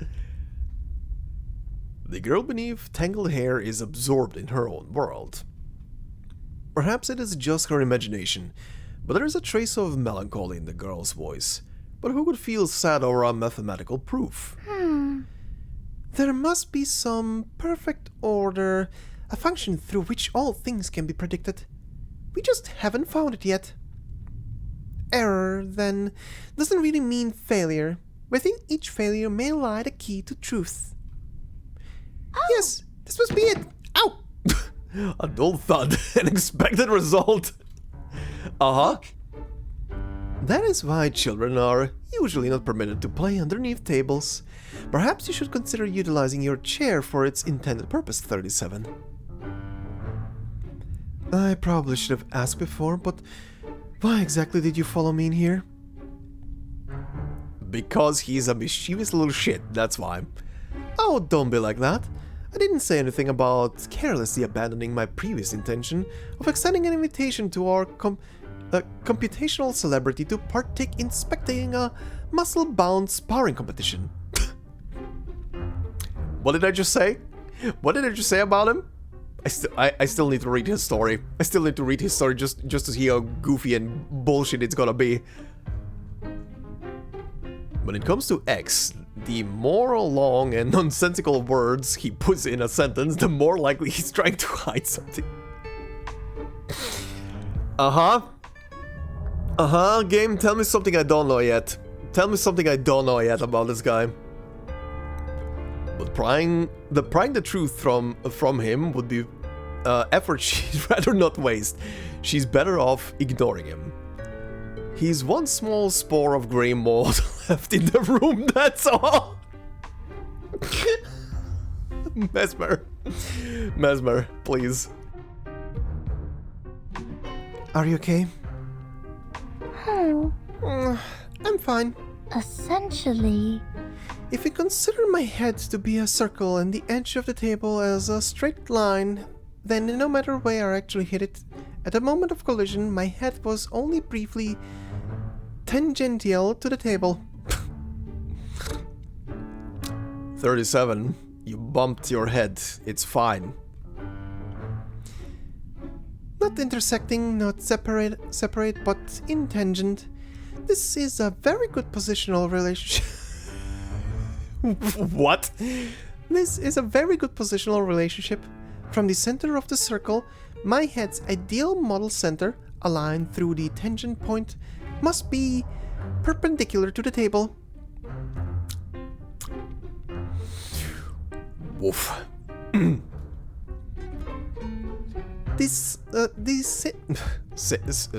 How do you...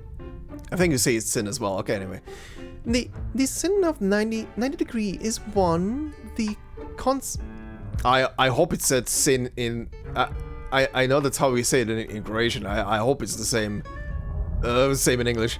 The cosine is 0. Or is it sine? Someone tell me in the comments, is it sin or sine? Anyway. And the tangent is infinity. There's no better angle than 90 degrees. So, I'm totally fine. It doesn't hurt.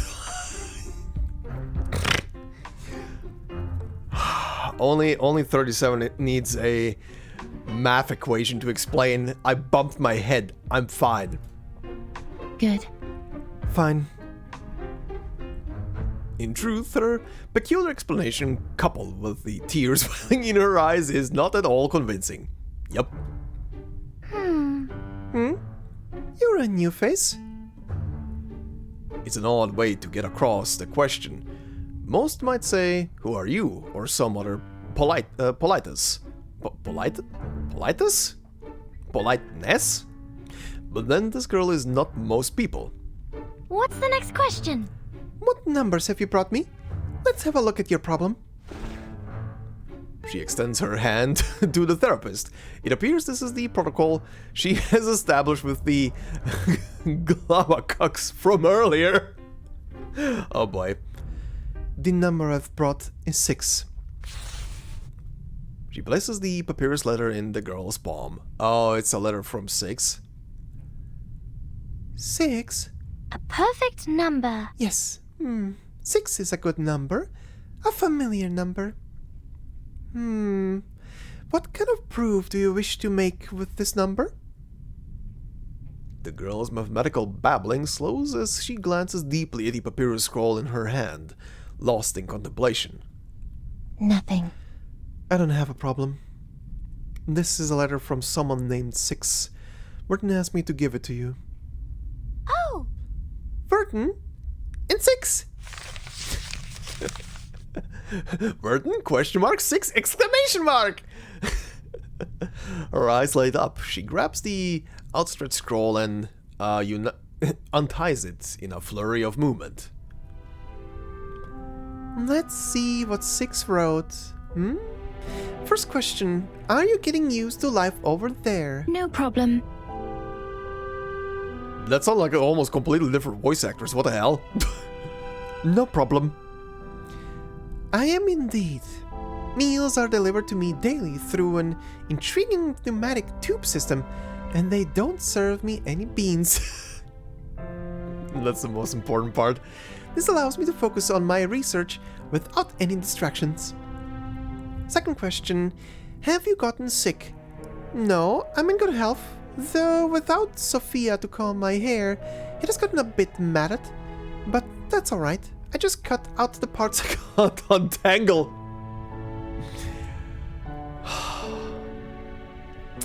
She needs a caretaker. Have I learned anything new? Yes, I've learned so many new things and built up a collection of newspaper clippings I plan on sending back to the island. My research? Well, I've gathered a lot of numbers and solved many problems and... And then... The girl stares at the letter in her hand, falling silent. Is something wrong? Oh. To be honest, I don't think my research is going well at all. I think... My hypothesis was that if I ventured to the world beyond the island, I might encounter many more numbers than before. I theorized that as long as I obtained enough numbers, no matter how complex the function, I could graph it and calculate its formula, or at least obtain the clues necessary to solve them. Numbers are the keys to the truth. I must decipher them. The girl says the word with absolute conviction. What? The truth? Is that the topic of your research?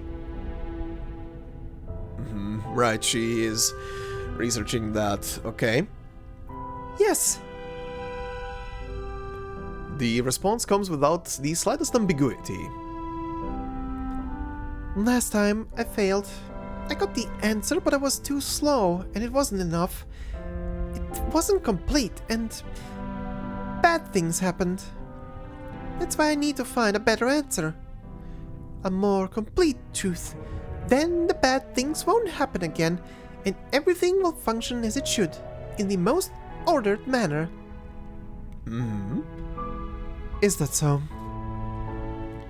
She says it all with such sincerity that, as bizarrely grandiose as it sounds, Mesmer knows the girl is completely serious.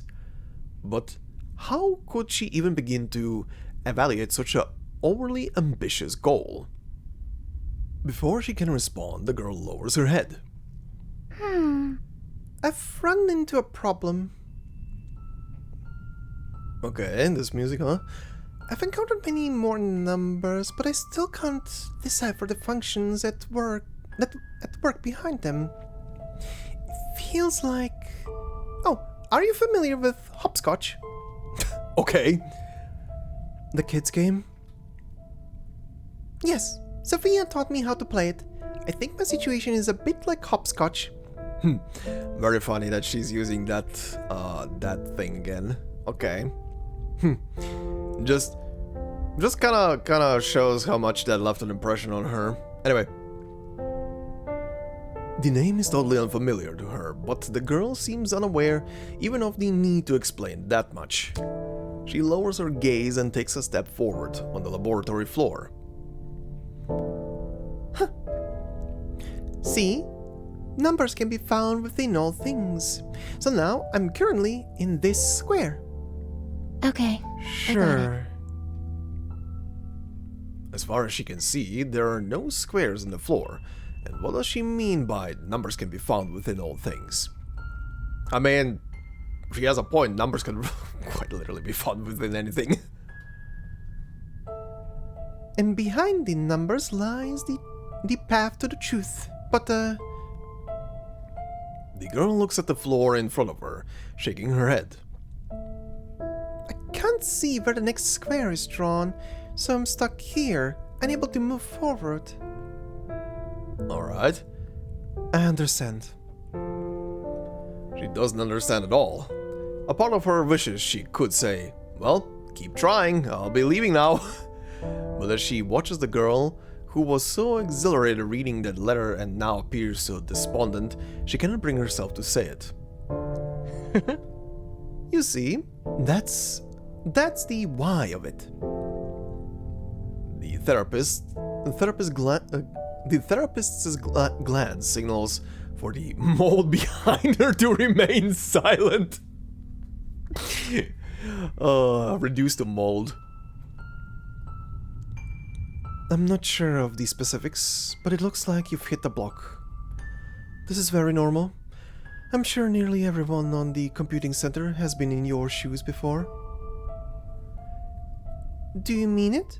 Everyone here has been through the same thing? This is the first time I've felt so hopeless. Up until now, even if I didn't have the answer right away, I never felt upset about it. Interesting. So basically first time for her to run into something she can't solve on the spot, or in like a very quick time frame, rather. Oh. I don't really understand it.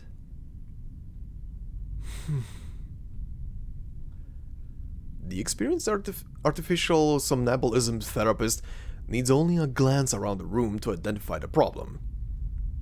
Closed windows, dusty corners, disorganized files, a blanket thrown on the sofa, and stainless steel pneumatic food delivery cans scattered all over the place. When was the last time you went outside? Huh? That's strange. I can only provide an approximate value, nothing precise. TLDR, it's been a while, so time to drag you out and touch some grass. Got it. I thought as much. Listen, maybe you could go out with your friend.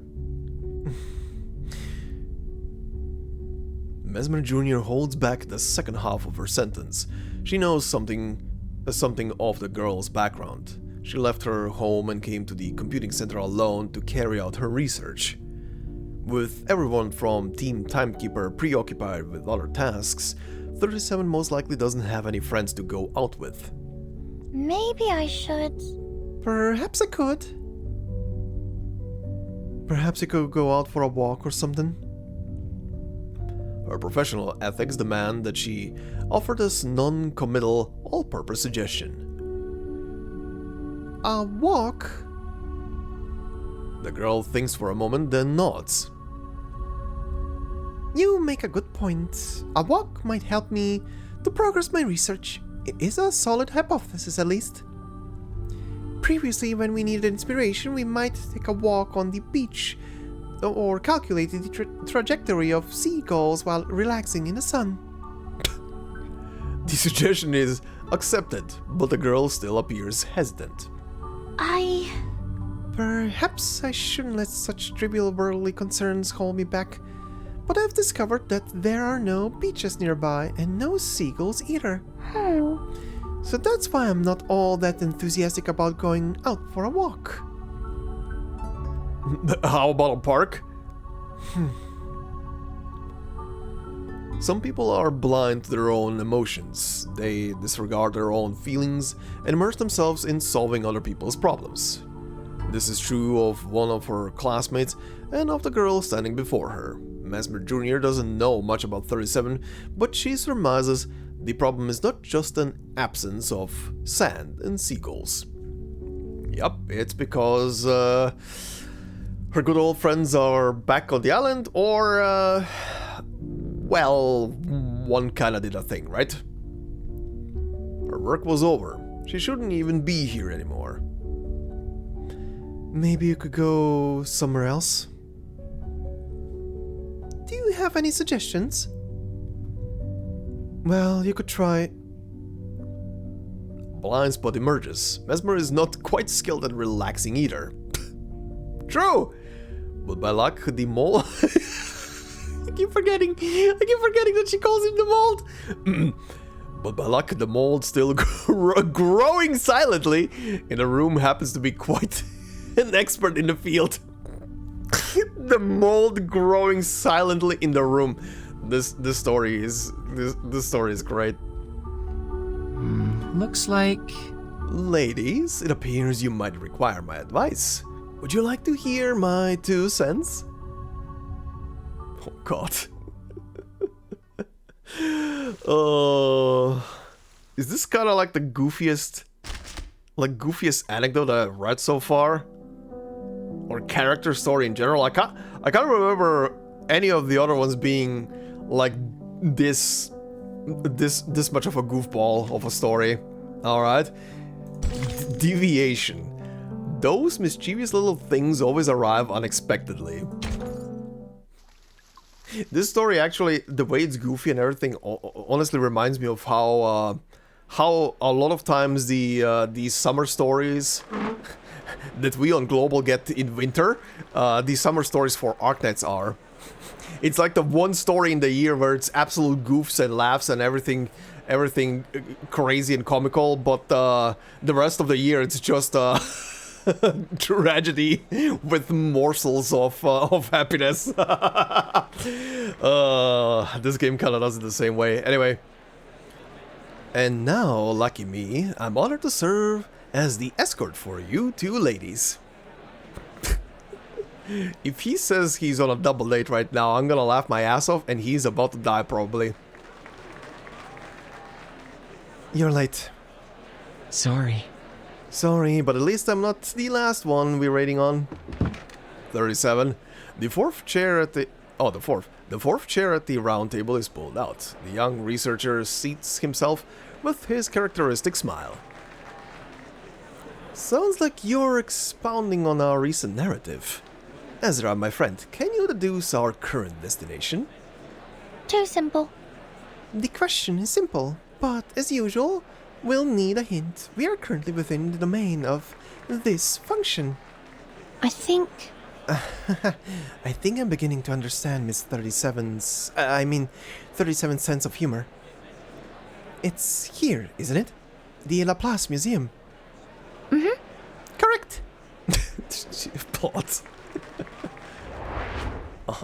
Okay.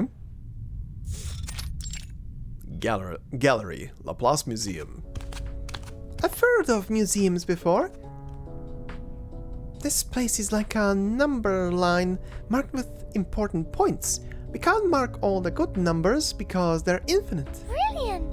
But we can still pick some representative ones. So when we look at this number line, we can see their progress and relations. It's a good approach. Oh! What's in this glass case? Is it some kind of metal ore? That's lapidolite? That's lapidolite. It contains metal, but we typically classify it as a rare earth mineral.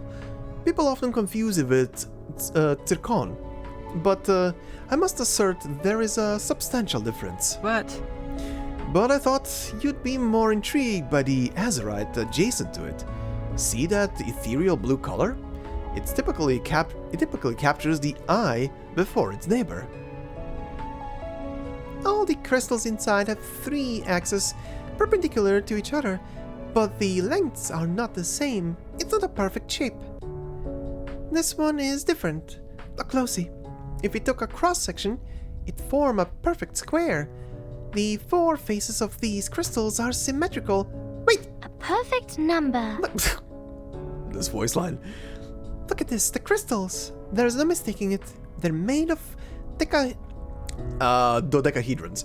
Dodecahedrons and regular dodecahedrons and that. This mineral has the most perfect shape in this display case. Of course, that's gonna be her focus.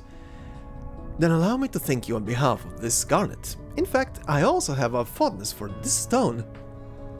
An endearing appearance paired with peerless practicality. Have I mentioned I possess many small spheres in this mineral? Of this mineral, of varying sizes and cuts? I often select one based on my mood. Observing those exquisite little objects roll on the tracks like a real delight. Okay. X. Actually, it occurred to me right now. 37 hates beans. What if he tells her he's a dirty bean water drinker? what he tells her that he's a coffee drinker? Is she gonna revolt? Is she gonna murder him on the spot? Oh, You mean you have lots of perfect spheres? May I see your collection? That's right. Absolutely. I'm glad we share a similar interest in them. The smiling researcher looks at a young mathematician, pondering over her for a moment. Looks like... You've got a unique perspective on the exhibits here, but I think there are some others you'll find even more fascinating. Are you interested in the insect exhibition? Do they have any weevils? I've heard that they contain a perfect representation of the golden ratio. The girl bounces toward the insect hall like a mint green balloon. Mesmer Jr. doesn't take part in their animated discussion about minerals, bugs, and geometry. She remains, as ever, a model visitor, quietly appreciating the exhibits and offering only occasional whispered thoughts. She's that type. Makes sense. This place has changed a lot since the last time I was here. I don't remember any of these exhibits. As far as I know... After our mutual friend Ezra took over the mantle of curator, he has exerted considerable effort into this place's development. Ah, right. Okay. That's a nice little note that, yeah, Ezra took over. Okay. He reconfigured the layout of the halls, increased the number of exhibits by nearly half, and greatly expanded the range of the items on display. Look! Check out this golem dung, for example. Before Ezra, you'd never see something like this here. And at most, the exhibit's description would merely state that over 90% of rock golem dung is composed of rock. Not to disparage, but the old curators were the type to say, "Oh no, we can't have this sort of thing here. It's entirely inappropriate. Get that out of my display." But here it is, rocky golem dung, displayed in the world's finest museum. Alright, a third. Scanning over the new exhibits, Mesmer finds herself agreeing with her colleague for once. I heard the Lapis Museum's workload has doubled since the storm began. So much for a cushy, prestigious job. Now it's a real challenge. Each time the storm approaches, the museum's exhibits must all be moved to a safer location. Then, once the storm passes, there's the tedious task of taking inventory. Oh god. Yeah, that sounds annoying as hell. Everything devolved into chaos after the storm.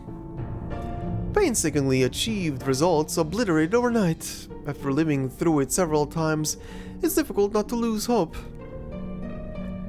But this place has been restored to life. fabulous. Ezra is passionate, inclusive, and pragmatic. Appointing him as curator was the right decision. Oh no, what happened? No. A loud explosion interrupts her praise. Huh? Okay, it wasn't 37, I'm happy. Anyway, what? What? What was that noise? What's going on here? What happened? Office hallway, Lapis Museum. In the office area at the rear of the museum, thick smoke billows from a room around the corner. Right, it's them. Alright, yeah. The echo is nice. Was that explosion part of an exhibit? I don't like it. No, I'm certain it wasn't. Amidst the confusion, a familiar figure... Actually, wait, why was that echoing? What? Huh?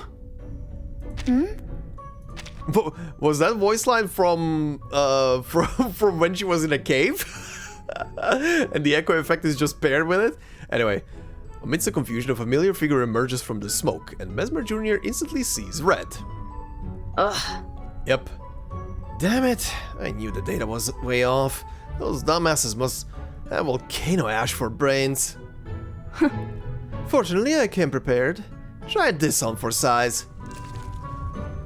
The instigator mutters while pulling out a terrapin bulb, roughly stripping its leaves before tossing it into the smoky room.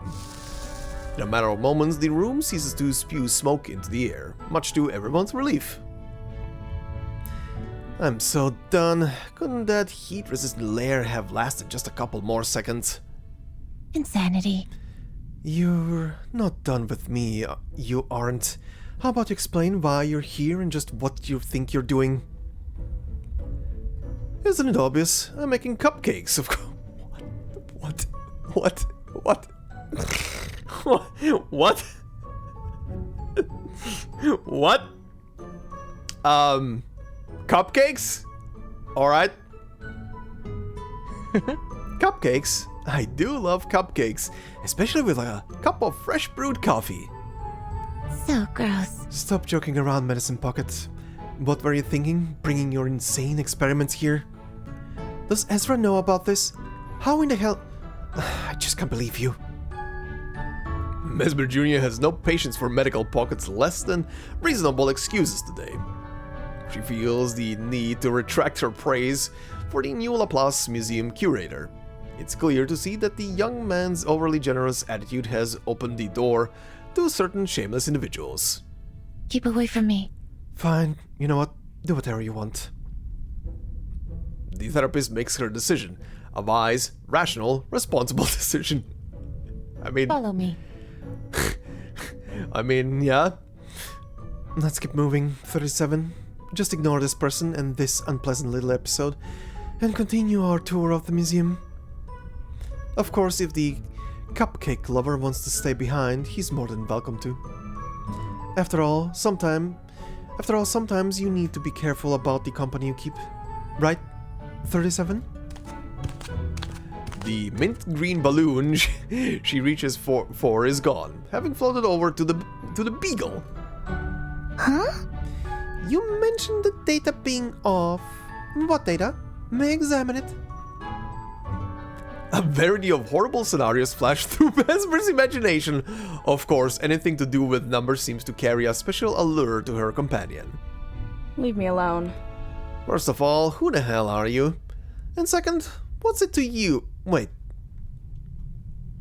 They sniff the unfamiliar balloon up and down with curiosity.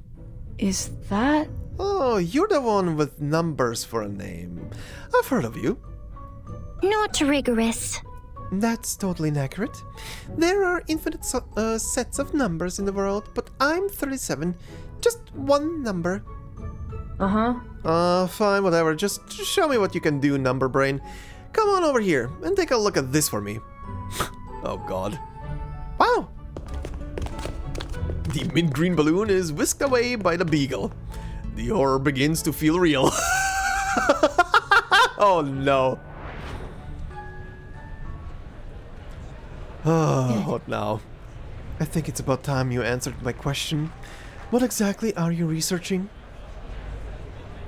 The therapist's question is distracted at the late arriving last participant of this ice cream roundtable. But the individual being questioned merely pulls out a chair, sits down, and starts devouring their ice cream with gusto, clearly unfazed by the accusation. Hey, stop it. Why don't you exercise that big brain of yours and take a guess? If you can't figure it out, well, I guess you're gonna have to settle with the cupcake explanation. Okay, so this is back at present time, I'm guessing. I looked at Medicine Pocket's data. It seemed to be concerned with some kind of plant or maybe an insect. Sorry, I was only paying attention to the numbers. That's right. Medicine Pocket is trying to find a way to artificially cultivate Ophiocordyceps. Okay. Ophiocordyceps icarus, a precious herb that only grows in extreme volcanic environments with very limited annual yields. Local legends say it boasts miraculous effects and can even bring the dead back to life. Obviously, that is likely to be an exaggerated claim. Research shows... But after examining the related records, we believe the herb's ethanol extract may have powerful neural repair properties. An extraordinary discovery. If this can be confirmed, there may be a path to a cure for many presently incurable neurological diseases. Think about the hope that could bring to people around the world. Excellent. That sounds like a wonderful thing. I didn't think Medicine Pocket was doing such important research. That's right. See, you misunderstood, Miss Mesmer. This isn't just some feather-brained scheme. It's a meaningful project with real value to civilization. That's why I allowed Medicine Pocket to perform their work here in the museum. The young museum curator is known for his sincere virtue. It is hard to remain indifferent when seeing things through his young eyes. But that's still no reason to allow explosions in a museum. Hey, stop it. First, don't misunderstand my intentions. I don't give a crap about some miracle cure. I just want to find out if this thing is as amazing as the legends say. And as for this little incident, you can blame those incompetent Sasquatches responsible for producing the local environment data. Their records are a mess. You could have done all of this in a lab. You think I don't want to? I submitted my application, but that miserable old man's bureaucratic processing has requests pile up at the Foundation's ceiling. Oh god, I already forgot how to say this. Ophiocordyceps. Ophiocordyceps icarus only grows for a few months. If we miss this chance, we're gonna have to wait for a whole year, and I won't wait that long. So I kicked open the old man's office, and then... you What a got... coincidence. Thank you. And then you got kicked out. I happened to be passing by and witnessed the entire episode. Look, I must concede, Mr. Hoffman had a point. If everyone stormed into his office claiming their matter was more urgent than everyone else's and demanded his immediate assent, there'd be no end to the chaos. Fine. That old geezer looks like a wilted gray knotweed, but he's pretty prickly. but However, as I recall, he did grant you permission. He said, figure it out for yourself. Nice. Exactly. Nice. I figured it out. Medicine Pocket flashes a mischievous smile. And you, When you my make it friend. big, you have to help out the little guys. That's what good friends do, alright? Besides, this museum is huge. I reject. I maintain my opinion. Anyway, just look, our narrative's protagonists are now all present. This is a bit fourth wall breaking, but I'll take it. When young researchers congregate, and we envision it to spark some kind of chemical reaction, guarantee of a bright future. but But there is a minor issue. Our two friends here appear to have made a slight divergence in their problem-solving philosophies. Concern appears on the young curator's face. What happened? Flashback again, huh? Okay. Laboratory Laplace Museum, oh boy. And the answer is... This is the answer. It doesn't match the numbers you entered into the device, so it went wrong. You need to adjust this number, and you will reach the correct solution. Huh? What? That's impossible. The draft paper is snatched away. This genius biological researcher who has produced several groundbreaking results in the field of Arcanum is no ordinary individual. After a moment, they look up. Guess what? You were right. However, a bird indicating a turn, spoken with a particularly firm tone. And then... You can't just say adjust a number and be done with it. The problem isn't solved yet. How do we actually make that change? This isn't just some adjustable parameter. It's the real world, kid. You mean it's a dependent variable in another function? No problem. Show me the formula. No, that's not what I mean. Come on, you can't talk about hard numbers and say just change it. Why not? During my time at the computing center, many people came to me saying, 37, I don't understand why the data is like this. You understand the language of numbers. Tell me what they're saying. They were confused by data anomalies, but there are no unknown exceptions or inexplicable errors. No number is wrong. It's just that you simply have discovered the appropriate theorem to include it. Alright, the girl's face has no hint of pride. She says it as if stating an undeniable fact. You haven't truly understood it. If you're confused, then it's because you haven't yet discovered the real pattern. I'd be happy to help, just like I helped the others. All present in the office hold their breath for a moment. Uh-oh. Ugh. Wow. You sure have a big mouth for such a little girl. You think all the puzzles have answers, and you can solve them just like that? Yes and no. There are so many puzzles in the universe. Even if the first challengers couldn't solve them, their attempts became the foundation for future attempts. I just think the problem at hand isn't so difficult that we need to leave it to our successors. Great! Huh. Great! I gotta say, Fantastic! good lord, that voice line. I haven't come up against a challenge quite as interesting as this in a long time. The situation seems to be veering toward a chaotic, the chaotic until someone realizes it is time to intervene. Oh, thank fuck. Fabulous. Perhaps you two could calm yourselves and be a little more rational in your discussion. Especially you, Medicine Pocket. You know that 37 didn't mean it that way. Huh? What do you mean, especially me? You were standing right here. You heard what she said, right? She started it, so don't go picking on me. The intervention has little effect, and the conflict seems to be escalating.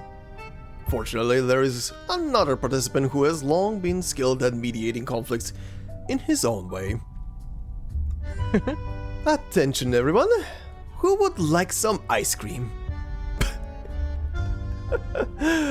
Oh, brother. All eyes turn towards him. You can't be serious, right? Again? Get bent. Seriously? Do you think I'm still in kindergarten? Mm-hmm. What's ice cream? Oh no, sweet summer child. You're about to learn a completely new world. His initial attempt ran into an unanticipated challenge, but he knows how to regain control. There's a shop in the refreshments area over there. My treat. The last two words have a predictable effect. Good job. Now you're in for it. I want the full works. This little shit stain. With the first breaking of the ice.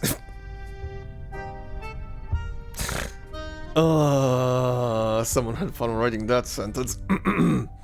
With the first breaking of the ice and the first scoop of the ice cream, things become easier.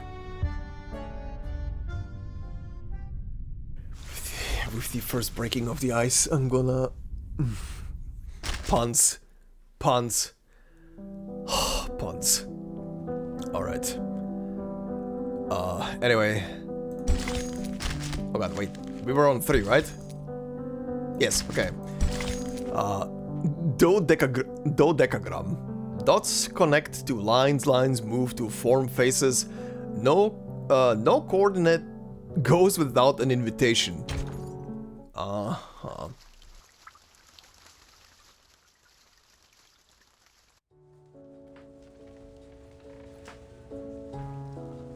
Fine. I want to make it completely clear that I'm not asking you to solve that freaking number problem.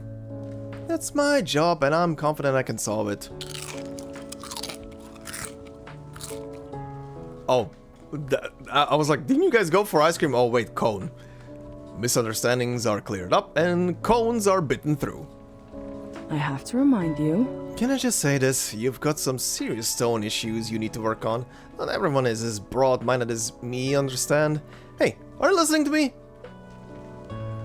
The answer is no. The girl's attention is wrapped entirely on the ice cream being handed to her. Here you go, cutie pie. It's chocolate. She holds the frosty sweet treat in her small hand, the refreshing chill brushing past her skin. This... Huh? A perfect number. This is a perfect... dodecagram. Why would it look like this? You mean? Got it. Oh, looking at the shape from above. Right. Looks like someone's starting up again. I see it. So this is some kind of mold, isn't it? Yeah. What a tasteful choice. Mold as in shape. Just not to confuse the two words. Because we were using mold for mold. For a fungus earlier. I can see its shape. For equilateral. Okay, Jesus Christ. 4 equilateral triangles combined, so it can be represented by the Schläfli symbol. Okay, I don't know how to say that part in the brackets properly, so whatever, 12, 4. What the Child, you need to take a break. I know your brain is working on math, but sometimes you just need to turn off math. Finding a strange... Oh, that might be the solution. Oh, that might be the solution. Let her eat the ice cream fast enough. If she gets under brain freeze, maybe her brain shuts off for a brief second. I found a solution. Finding a strange satisfaction with the ice cream shape, 37 speaks as she eagerly pulls out a notebook and pen and starts to write. Both notebook and pen are emblazoned with the Laplace logo. Everyone present has their own, but none have ever placed ice cream and star-shaped polygons side by side like this. Let's start with 12 dash... I'm just gonna say dash 1 because it's easier. 12-1. We can't skip it, although 12-1 can be simplified to 12, so that it's actually a regular dodecagon. And then... Then there's 12-2, 12-3. 5 shapes appear on the paper. 37 labels each one with its Schläfli symbol and begins to evaluate them. 12-3 is too clumsy. 12-5 is too extreme. What is that doodle now? And the equilateral triangle is the most stable, making the shape it forms the best of the 4 regular dodecagrams. Brilliant! This is an excellent geometrical shape, which means that ice cream must be a great dessert. I mean, yes. To express her appreciation of the shape, 37 draws a similar face beneath... smiling face beneath the dodecagram labeled 12-4. The person sitting next to her looks down at the smiling doodle and can't help but laugh. A commendable choice indeed, but And I... Personally, I might favor this rather more charming one composed of 3 squares. Oh god. Okay, this is kind of cute. I love how his little chibi looks it looks pretty much like the chibis they're using for promotional art, right? X pulls out his pen and draws a smiley face next to another shape. I've manufactured gears in this shape before. They proved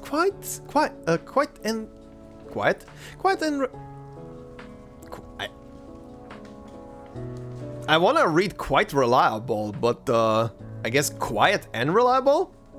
Anyway, they proved quiet and reliable in completing some of my more intriguing relays. Unassuming shapes often come with unexpected abilities. Huh? I'm a bit surprised you chose 12-3. Squares are solid, simple shapes. They don't match the impression you give off. Interesting. So, in your impression, Miss 37, I am a restless and complex boy? Well, you certainly aren't a square, but a 12-3 dodecagram is different. It comes from the most Your basic of number. shapes, but doesn't conform to the same rules. It's unique. I think I've picked up some clues for solving your number puzzle. I'm bored. Just tell me one thing. Why do you... So bored. This fucking voice line. Why do you people always aim for low-hanging fruit? Look, 12-5 is obviously way cooler. Oh my lord, that's a picture. Oh god, what's Mesmer gonna be? The one on the most... I'm just gonna guess that... You know what? These shapes are actually pretty much describing every single one of them. I'm not gonna lie. Mesmer is probably gonna be the one on the very left, and Ezra is gonna be the one next to X. The childish relay continues. And a third smiley face appears, the most arrogant of them all. Just like an untreated thunderfig husk, practically like a hedgehog. Its flesh isn't soft or juicy or even edible, but it's excellent for making anti-electrical paste. I have to remind you. Let me spell it out for you. Only cowards fear shapes. Smart people use them. You mean it's challenging, but it holds significance? That makes sense. Each interior angle of 12.5 is 30 degrees. A special case among all acute angles. Its right angle side is always equal to half the oh my god, math! English math! Good lord. Hypotenuse? Oh god, I can't say that one. Anyway, whatever. When we want a right triangle, we almost always choose between an oh my god, what? Isosceles? I don't know, anyway. Isosceles and this. What about you, Mesmer? The question comes both inevitably and unavoidably. Do I really have to choose one? Isn't this kind of juvenile? Fine, this one. Oh, never mind. Oh, that's cute. With a small smiley face. Okay, funny. So she chose this one. So Ezra is gonna be the most left one. Okay. 12-2, a dodecagram made of 2 hexagons. I thought as much. Nothing. I just picked randomly. Yes, exactly. But it feels like you. Look at these 120-degree interior angles. They restrain their sharpness, appearing calm and steady. But hexagons are never truly stable. The collapse of any vertex can lead to catastrophic results. You have 2 hexagons, which helps, but they lock each other in. I love how each of these shapes is such a very intricate explanation to every one of these characters, like, character. If either could be enlarged or reduced slightly, that would be an improvement. If they nested perfectly, we would obtain 6 large, more aesthetically pleasing isosceles triangles. Fabulous. Is this some kind of geometry-based divination? I think it's time we wrap this up. No. 37, did your ice cream melt? Wait, we have one more shape. The regular dodecagon. We can't omit it just like that. I'm afraid I have to agree with you on this one. Number girl, I don't think anyone can stand having such an obvious blank space smack bang in the middle of all this. But who could it be? Good. Considering where we are, should it not be Ezra? Well, not so above our juvenile games, as he implied. Keep away from me. Look, I just want whatever this is to end as quickly as possible. I'm happy that you've come around to seeing the charm of geometry, Mesmer. But who is Ezra? Cute. Mesmer Jr. draws another little head adjacent to 12, bestowing it with a brighter smile than her own. A friend of ours. Oh, a friend of ours. A very sincere and knowledgeable friend. And the new curator of this museum. I hope you will get a chance to meet him. I think you'd get along well. I think. Is he a human then? Not an Arcanist? You've heard of him?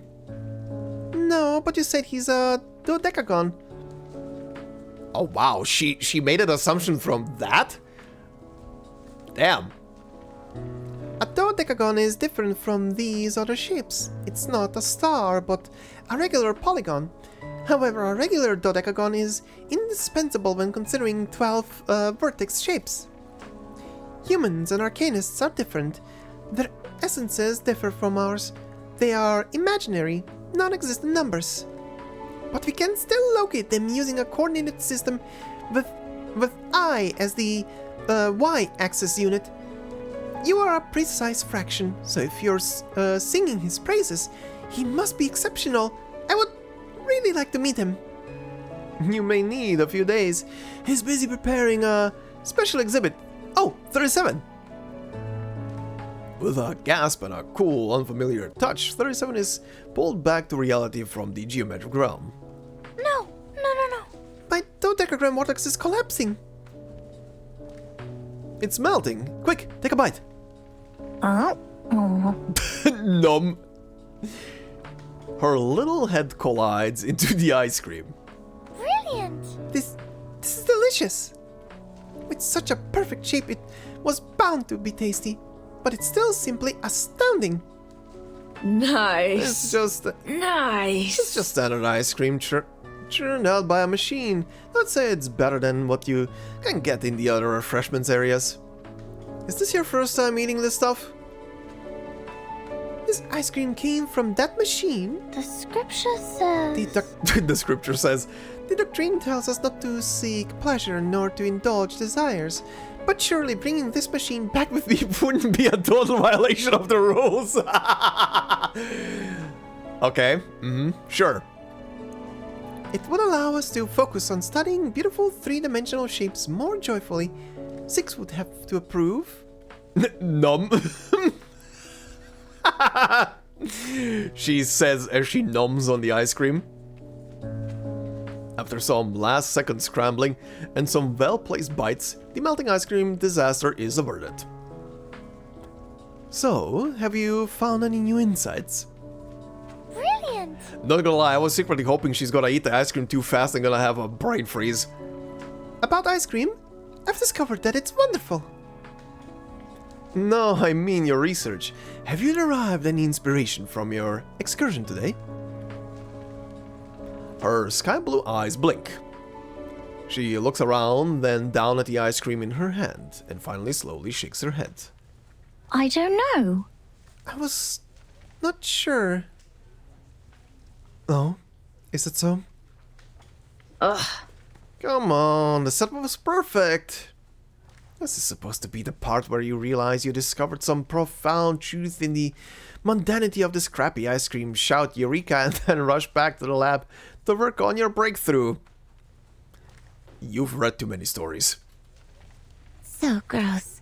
Medicine Pocket, you don't really believe that, do you?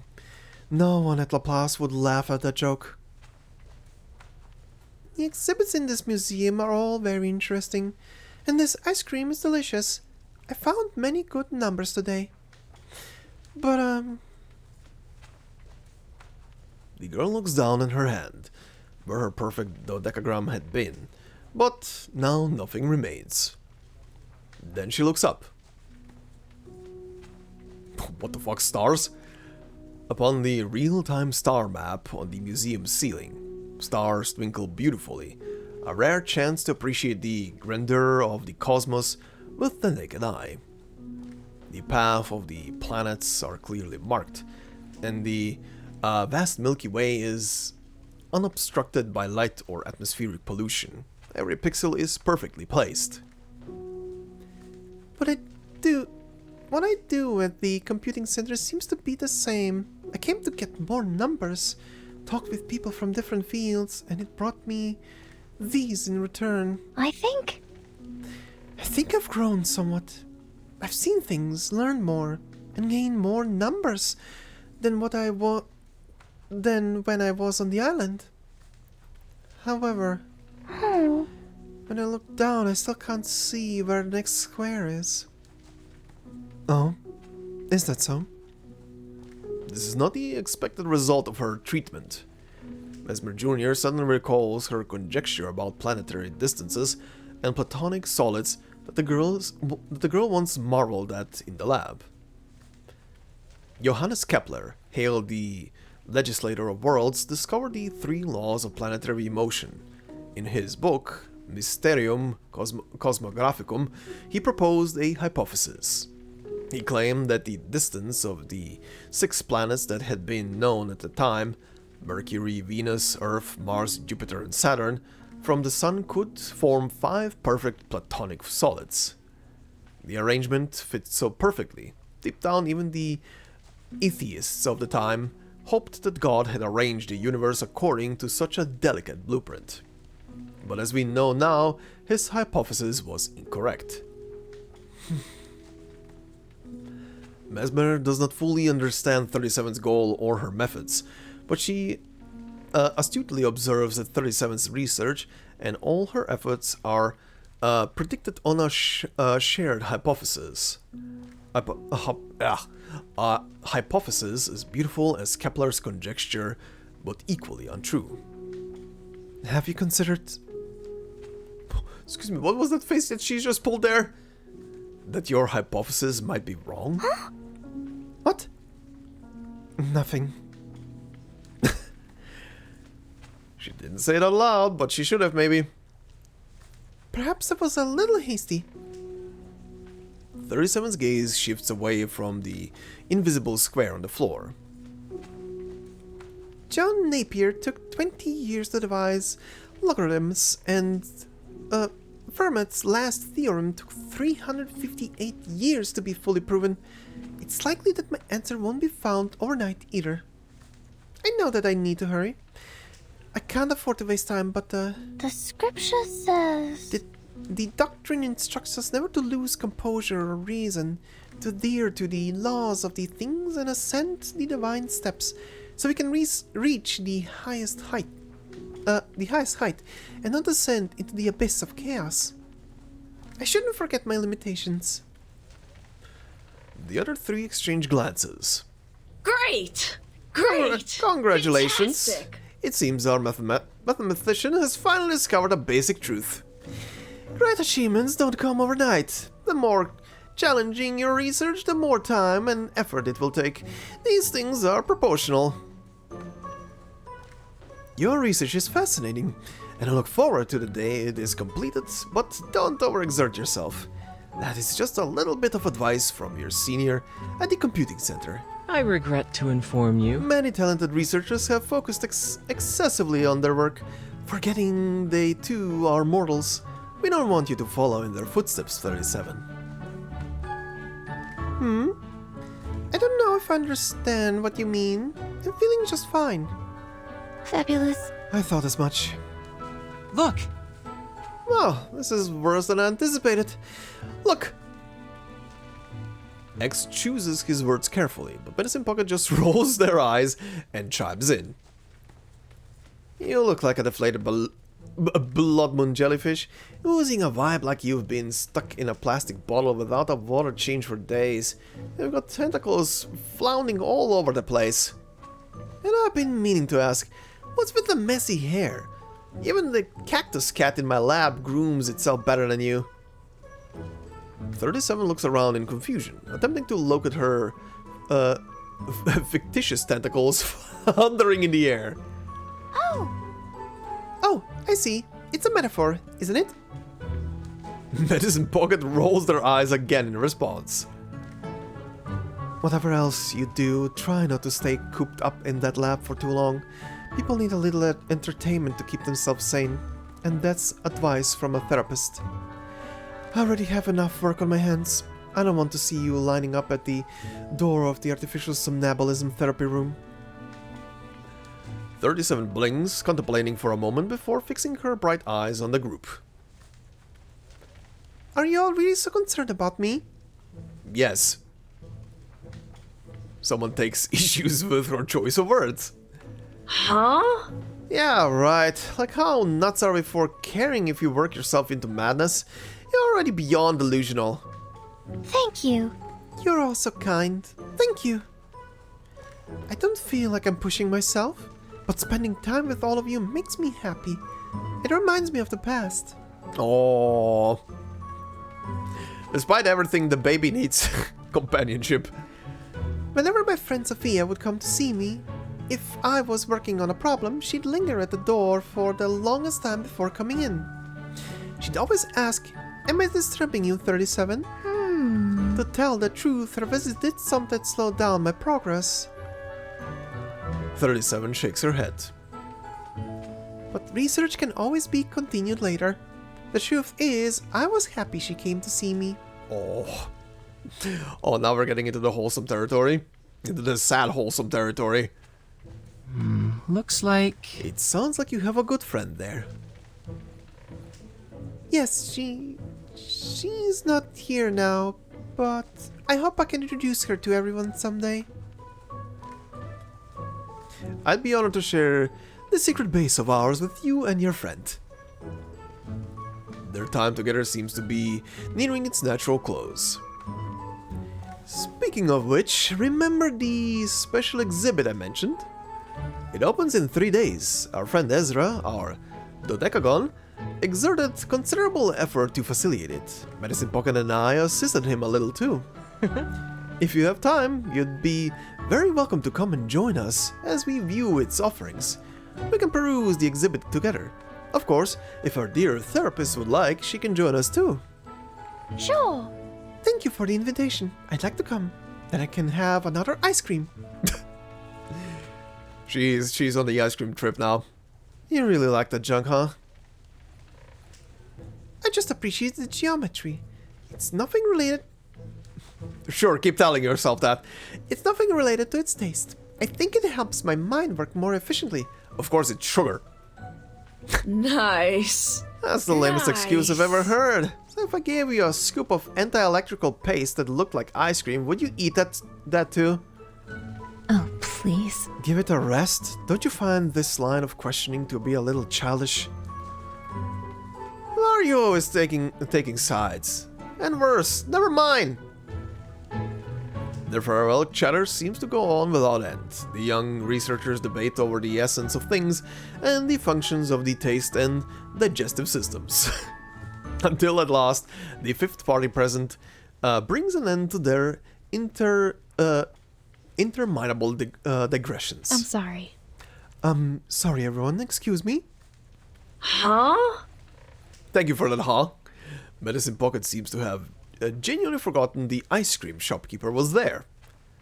But... It's just I heard you say next time, and I'm glad you enjoyed yourselves, but I'm afraid there won't be any more ice cream next time. My shop, well, it's closing down. Oh no! Okay, so yeah, this is what's gonna make them develop new ice cream flavors, I guess. Okay. Interesting story so far. Very goofy, very funny, with a pinch of reality in there. Okay. Logarithm.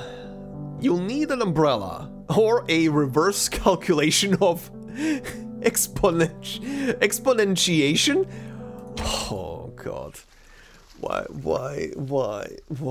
My brain is dying. My brain is dying. Too many mathematical terms. Oh. Anyway, after the owner announces the closure, a brief silence ensues. Huh? Really? Huh? Closing down? What do you mean closing down? I mean, I'm going out of business. I can't keep this shop afloat. Stop it. Of course I know what closing down means. Do you really think I need you to explain that to me? The questionnaire rudely interrupts. Haha. Don't tell me that. Don't tell me that this means I've got to go back to Clever Cones? Go back to Clever Cones? The Carbuncle servers always sneak bites from my order. I complained. They said it was within normal loss allowance. Oh! So we won't be able to have this ice cream anymore? The girl who was about to leave stops in her tracks. No. The beautiful regular dodecagram and its magical, refreshing, and rich flavor. The next time I come here, I won't be able to taste it? Happy, beautiful things Never to be seen again. Oh no! What terrible news. Oh. 37 things for a moment. No. I must admit, I Doesn't don't make know. sense. I don't know much of anything about economics, but if this shop sells such beautiful ice cream, yet it's closing down, there must be something wrong. How about this? I'll help you solve your problem. It appears their farewell was premature. Oh boy.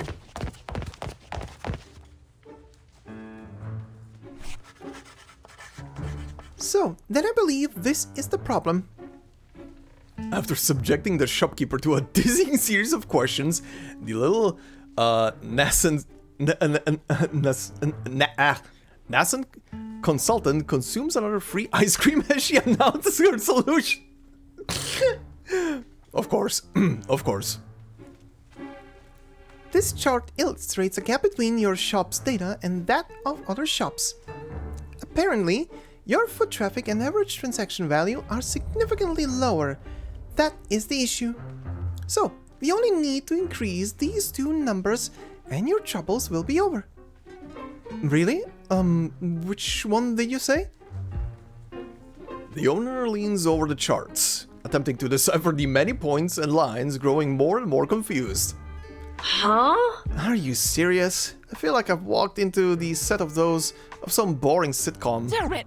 What are you doing? Are you even listening to me? Medicine Pocket's random ass voice lines are so distracting every time. This is my private lab, a place for ideas of consequence. Now we've barged in here with your kitschy number name and festooned my brainstorming board with profit loss analysis for a 2-bit ice cream stand. Oh, please. Correction, this is not your private lab. But I admit I am questioning why we're still here too. Interesting. Come on, friends. We all know why. We're having a good time, aren't we? Huh? It would no fun if it came up to you and sat on your head. Let's all sit around having fun while we discuss how an ice cream shop owned by some idiot that doesn't even understand business is failing. Duh. The answer is obvious. How can you expect to help someone who, when asked how much product do you need to restock daily, answers, I don't know exactly, but it feels like a lot. Okay. Okay, that is a bit. You should kinda at least know some average. Hey, I've put up with your insults long enough. I can hear you now. You're the one who's always making unreasonable requests like asking for refills when you've eaten all the ice cream off your cone. To think I actually topped you up and now you're making fun of me? I have to remind you. I'm just stating the facts. People can excel at some things but suck at others. Your ice cream is to die for, but your business is a mess. Why don't you just sell your recipe? The shopkeeper is speechless, her face slowly reddening. Ugh. You can't be serious. Yes. Fine, I admit it. This is my dream. To own an ice cream shop. It's always been my dream, and I don't want to give up. The owner turns away from Medicine Pocket's rolling eyes and faces her would-be savior. Please? I was ready to give up, but then you appear out of nowhere. Do you think you can really help me, little girl? What was it that you set out need to increase? Average transaction value and foot traffic. Look, your average transaction is about 1/3 of other shops. And your foot traffic is only 63 people a day, which is just not enough. That's why you're losing money. Your revenue is too low. I thought 63 people was a lot. Think about it. Over 60 people! I have to remind you. That's... Good God. That's some scary level of obliviousness, lady. Look at the other stores around you. They've got lines of people queuing up at Clever Cone's ice cream truck every day. That's hundreds and hundreds of ice creams daily.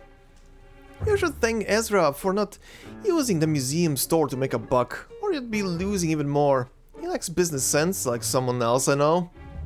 Okay. Okay, you're right. The shopkeeper surrenders to their tirade, re-examining the charts 37 drew. Then she does something almost unheard of at the Lapla Scientific Computing Center. She questions 37's conclusion. Uh-oh. But I sell ice cream, and the others sell souvenirs, so of course their average transaction value is higher. What if? I can't price my ice cream to match their average transactions. I know it tastes great, but honestly, I don't think people will pay that much. You mean this ice cream isn't worth a higher price, even with such a beautiful, regular dodecagram shape? What even is the price, I kinda wonder now.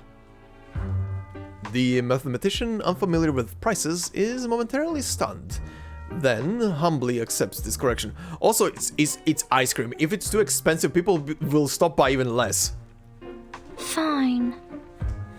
Honestly, with ice cream, if you can lower the price, maybe more people are gonna come around to stop by the shop. I mean, it's a consumable. Then we only have foot traffic left to work with. We will have to increase that number. It's like this. Just raise this number to 2.56 times the original, and we can break even. Jesus. Although I don't particularly like this variable, 2.56 isn't an exact number. It's merely a decimal approximation. 2.56?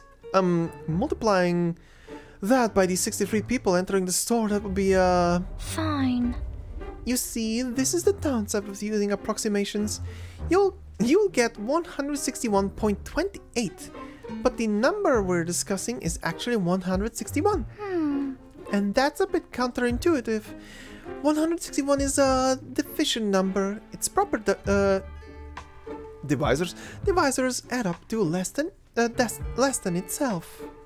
I think once you reach the goal of 161, you might pursue better numbers, like its next palindrome, 171, then 181, 91, 202.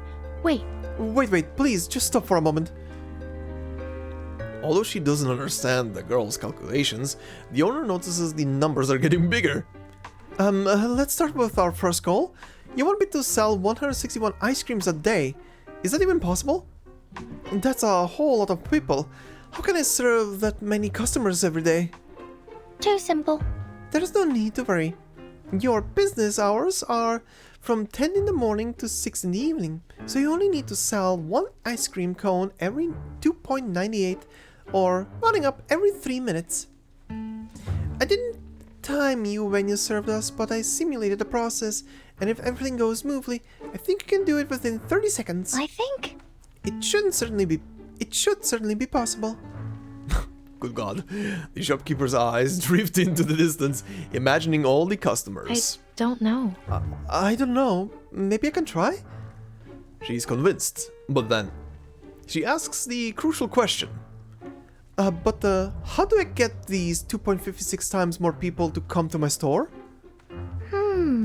Let me think.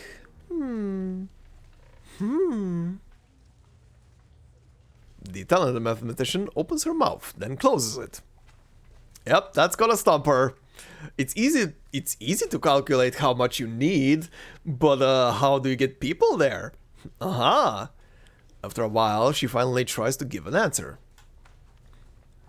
Multiply by 256, then subtract 0.28? Huh? What? Great! Great! What did I Fantastic. say? You can't just say increase the number. The long silent onlooker seizes the opportunity to spit a little venom. Welcome to the real world, number brain. Yup, that's that's the predicament. It's time. This might be quite sudden, but I think it's time for a drastic reprisal of our understanding of mathematics. Many people find the world of mathematics to be too abstract and difficult to comprehend, and so they're afraid of it. You can't blame them.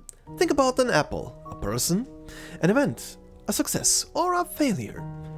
These concepts are easy to grasp. But When numbers first detached from their counted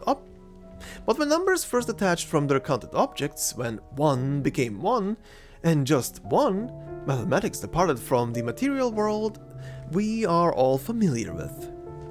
Bound by our physical forms, we can only chase those numbers in abstract. We study and research mathematics using those numbers to borrow power from that transcendent world. In that world, nothing boldly appears as 0. Negative numbers stand on the opposite end of existence, and even infinity can be included in formulas. In the world of mathematics, we can do anything, at least theoretically. Our minds are free, no longer constrained by reality. Only a few understand this freedom's charm, and fewer still wield true omnipotence in mathematics, like our delightful new friend here. But there's just one small problem.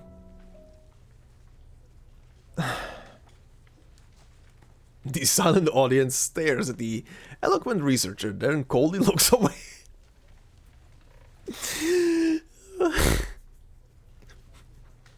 I like to imagine that he just literally gave this speech to everybody. Everybody just blankly looked at him and now just stands away.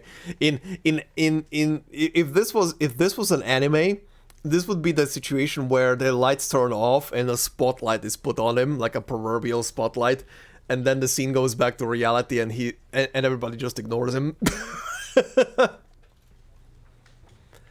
Most people would feel awkward and stop talking, but his unknown number is no ordinary digit. Come on. Do me a favor, will you? Ask me, what problem? Merciless silence. The problem is, mathematics has the power to do anything in the abstract, but to make it work in reality, for that we need to follow 3 steps. First, we need to abstract our real-world problem into a mathematical one. Second, we need to solve this problem within the mathematical world. And third, we need to find a way to bring that abstract answer back to reality. You mean... His audience understands. Mesmer Jr. looks outside. Uh-huh. Past data shows an average of 9,837 visitors per day during this quarter over an 8-hour operational period. So after 3 hours, about 3,689 people should have entered. I have to remind you. Hey, you know visitors' numbers are vary by time of day, right? There's a peak period. I thought that was just common sense. Even so, the gap is too big. Only 457 people reached an area where they could see the shop sign. People aren't coming to the refreshments area where the ice cream shop is located. That's the root of the problem. Huh? 400 people sounds like a whole lot. You ever heard of an entry rate? Not all 400 of them are hungry, so they don't all walk in, and only 20 that do will buy anything. So only about 12% of visitors come through this refreshments area. I have to admit, that's lower than I expected. Oh. No wonder I like sitting here. There are hardly ever many annoying people around to bother me. But why don't people come this way? I don't understand. Wait, this map. The brain that solved the computing center's year-long sales problem is seconds is now buried in a small puzzle about ice cream and visitors. Fabulous. She's on the 3rd step. Returning to reality. I see. I understand now. Okay, thank you. She understands now, oh boy. So what's gonna be the solution? Neon lights to point at the shop? Fractal. Now we know how to measure its length. Okay.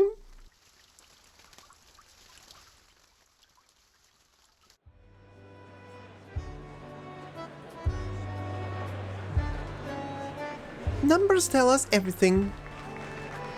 At the round table, 37 gazes at the beautiful dodecagram treat in her hand, then at the long line of visitors outside of the ice cream shop. We graphed the foot traffic in every museum hallway, the composition of people walking through them, and compare the impact of unrelated facilities on foot traffic. And then we found the coordinates of these numbers in the real world. The refreshments area housing the ice cream shop is in the passage connecting exhibits B3 and C2, but this passage is narrow, so most people visit all of Zone B, then take another route to get to Zone C. People looking for a refreshments area feel like they have better options. The hallway to the office area takes space, so this refreshments area also lacks a restroom. Visitors with children are important customers for an ice cream shop, but this refreshments area is in the opposite direction of the play area. It's like this. And so on. I found what's behind the numbers, the hints they've given us. Behind the numbers are people. Their habits, thoughts, and subconscious actions lead to this result. Honestly, it feels strange and counterintuitive. It's completely unlike my usual way of observing the world. I always observe the phenomenon first, then look for the numbers behind it, not the other way around. I don't know if it'll help my research, but I see them now. Seeing his new friend daydream again, X shrugs and continues.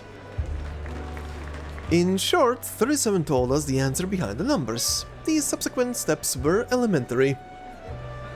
Our key issue was the shop's disastrous location, so we needed a robust publicity campaign to direct people to our hidden gem. Nice. Actually, linking the marketing with this special exhibition was my idea. Ezra, there's a prize going to the hero who brought more visitors to your exhibition. Don't forget who's responsible. And our therapist helped as well. See, she suggested some new ice cream flavors. See those orange bits? They're candied lemon peel. Nothing. I just heard people around the office mention they like this kind of thing. Brilliant! It was a great idea, Mesmer. They're like lucky little numbers scattered on a plotted line. After that... And thus, the Star of Wonder ice cream was born. Ezra takes the last bite, feeling the refreshing ice cream melt in his mouth. Waltzing with the crispy cone. It's delicious, really, and your story has been so inspiring. Before you came along, the only people that would visit the exhibitions here were fellow researchers in similar fields. But thanks to this ice cream, we've attracted more people than ever. Ezra looks behind him. Among the streams of visitors are scholars, locals, and tourists who seem to have traveled from near and far, flanked by young kids. Some talk passionately in front of the exhibits, some quietly read descriptions, bursting up with sudden realizations, and others simply admire the beautiful displays. But they all share happy smiles, and every pair of eyes looking at the exhibits lights up. I've been feeling a bit nervous. Today is my first public speech since being appointed curator of the museum. I've tried some tips to help ease my nerves, like imagining the audience as potatoes or mushrooms, but I think something you said will help most, 37. Behind the numbers are people. They come from all over for the special exhibit. They're real people with a real love for knowledge. They're not potatoes or mushrooms. I think... That's the real trick to this. Is your speech about to start? That's right. It is. Would you do me the honor of joining my audience? Sure. Of course. I'd love to. The young researchers rise from the round table and escort their friends to his previous proving ground. Oh, there are so many people here as in our lecture hall. Oh no, I'm losing my nerve again. Maybe I should try imagining everyone as mushrooms? No, that's avoiding the issue, and it's rude. Why? Why would you be so nervous? No matter who listens or how many people there are, the content of your speech remains the same, doesn't it? Essentially... The truth doesn't change, and that's all we should be accountable for. Yes. You're right. Miss 37, very right. We worked hard to get this miracle stone ready for display. I can't sell it short. Come on. You must exhibit the same spirit you demonstrated while ascending that snow-capped mountain, my friend. Your task today is trivial in comparison. And you... If my you need friend. to, keep an eye on us. I have ways to keep you too busy to be nervous. You better not have any bad ideas running around that mind of yours. Go on, Ezra. Imagining everyone as mushrooms can be your fallback plan. Thank you. Thanks, friends. I'm on now. As the young curator steps up to the center of the stage, the murmurs surrounding him subside. Welcome. Welcome. This music, okay? Welcome, everyone. I sincerely thank you all for coming. I haven't been the curator of the Laplace Museum for long, but I'm honored that my call has been answered from all over the world. You have different identities, live different lives, have different passions, but our wishes and ideals are the same. That is to spread knowledge, to share experiences, and to let the vastness and beauty of the world be seen by all. Applause ring out. The young curator has earned their respect and trust through his remarkable achievements. People listen to him with excited murmurs, already anticipating the surprise he will unveil. Many precious exhibits have been sent to the museum, their owners generously lending or even donating these treasures, so their splendor can be appreciated by all our visitors here. I didn't know. This number far exceeds my expectations. I must admit, while it's an honor, the extensive appraisal work has been a challenge for us. But fortunately, this will help. With the help of many knowledgeable friends and colleagues, it was a challenge we overcame. I am truly fortunate to have such passionate and considerate companions. The young man in the center of the exhibition hall looks toward a corner of the venue, smiling and nodding. Good job. Huh, no need to thank us, although we did do a good job, didn't we? Quiet you. Hey! You're all too funny. The whispers draw a few eye rolls, and the young researchers quiet down. The speech continues. Of course. All the donated specimens we've received are invaluable. Each one is unique. But among them, we unanimously believe this piece holds the most remarkable significance, and for that reason we created a special exhibition to highlight it. Ezra extends his hand, directing everyone's gaze to a pale blue, semi-transparent crystal placed at the center of the stage. It's The Miracle Stone, from an ocean of crystals that cover Neptune's surface. Oh, really? Really? From Neptune? Murmurs and exclamations of wonder rise as people gaze at the beautiful crystal. Structurally, it is a diamond. In fact, it is not much different from the cut diamonds we know. but this time it's Instead, different. its uniqueness lies in the fact that this beautiful stone comes to us from 4.5 billion kilometers away. As with previous attempts, Voyager 2 carried an Arcanum space teleportation formula, an attempt to obtain material samples from other planets. Oh, that's crazy. That is crazy. Wow. Okay, yeah. Jesus, can you imagine if we had, any type of magic or tech like that would allow us to teleport something from a planet directly and not having to wait for the probe to come back or something? Jesus. But as many know, these previous attempts had failed. Although Arcanists have always suggested that spatial distance was not the true reason for the formula's failure, ultra-long distance space teleportation was still considered impossible. After that, Unfortunately, during the 1980s, space agencies worldwide stopped equipping their probes with these Arcanum formulas to lower costs. Yet we still had a extraordinary chance. discovery. When Voyager 2 flew past Neptune, it succeeded where the others failed, bringing us this gift from a distant planet.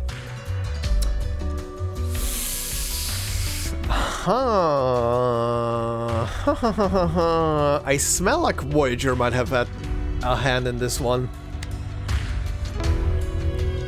Many mysteries surrounding this beautiful diamond from afar remain unsolved. We all know Voyager 2 reached its closest point to Neptune on August 25th, 1989, but this diamond was teleported back from much later. Is the Arcanum ultra-long distance teleportation formula so different from ordinary teleportation that it caused a noticeable time delay? Wait, what did he say again? Hold on, give me that sentence. Mouse going to another monitor, I keep losing it. We all know that Voyager 2 reached its closest point to Neptune on August 25th, 1989, but that this diamond was teleported back much later? Oh, he means that on that date, Voyager was the closest to Neptune and probably attempted the teleport, but the teleport succeeded only sometime later. Yeah, I really think that Voyager herself had had a hand in this. Maybe she literally carried the stone with her back, together with that golden plate. Is the Arcanum ultra-long distance teleportation formula so different from ordinary teleportation that it causes a noticeable time delay? For now, with only one case example, we can only speculate. Research shows. Still, according to the Space Center's report, this beautiful stone appeared and the complex and precise formula appears to have finally succeeded. At the same time, the detection system also found Arcanum traces not belonging to the original formula. Yes, it was Voyager! They left a faint, almost imperceptible fluctuation before disappearing, and we haven't detected any similar Arcanum fluctuations since. Several researchers claim to have heard a beautiful melody. Oh, the sweetheart! Oh, a beautiful melody when the miracle stone appeared.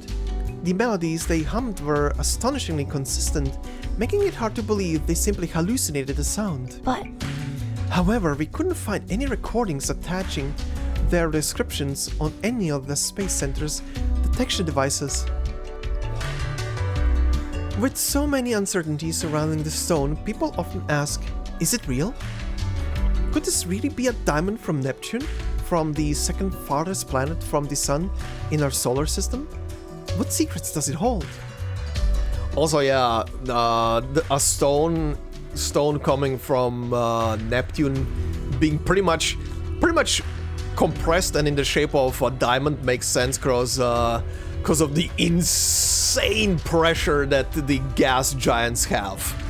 Like, it's insane. Like, pretty much, if you look into a planet like Jupiter, for example, anything below its clouds is being so super compressed. The lower you get, the crazier it apparently is getting, according to readings that have been done on Jupiter. Like when several probes and other measures were taken to try and measure and see how its actual core, how the surface below everything looks like. But yeah, the insane pressures and differences and everything, even liquids are turning to solids essentially in that atmosphere. Anyway, amid the expectant gazes, the young curator shakes his head. Of course, we have no definitive answers for now. Voyager 2 still sends signals to Earth, but aside from the miraculous teleportation successful data written on its records, it cannot elaborate on its achievements.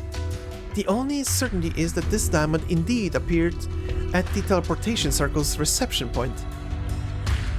Following his gaze, the audience focuses again on the beautiful crystal in the center of the room. The Space Center researchers were extremely careful, and after finally confirming it posed no danger, the Miracle Stone was prepared for exhibition, allowing us all to behold its brilliance. It is a miracle, jointly brought to us by the Union of Science and Arcanum, and a tiny little blue sweetheart, and a wondrous mystery waiting for us to unravel.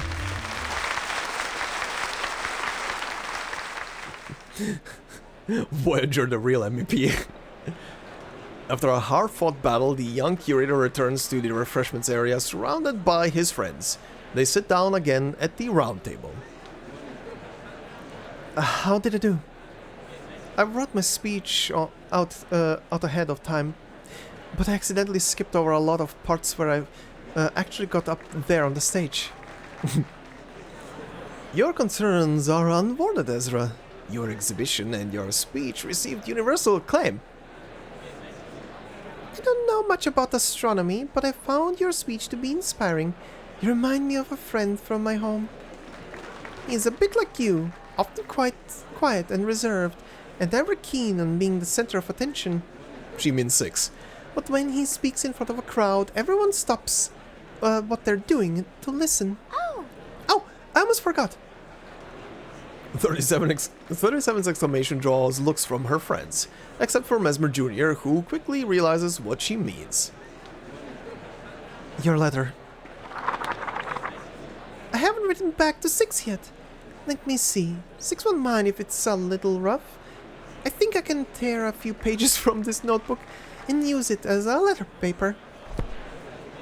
X stops her before she can harm her notebook. Hold on now. I recall there's some Laplace-issued stationery and envelopes in Medicine Pocket's room. Why don't you use them?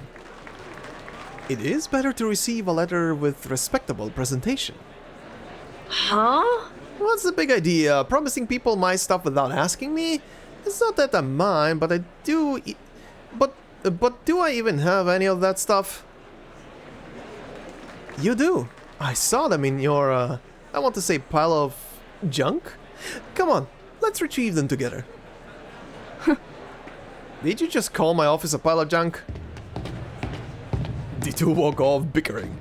The kind curator watches them with concern.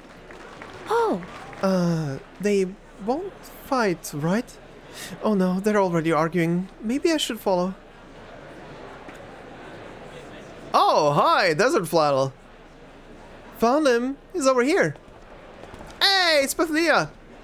There he is. Hey, Ezra.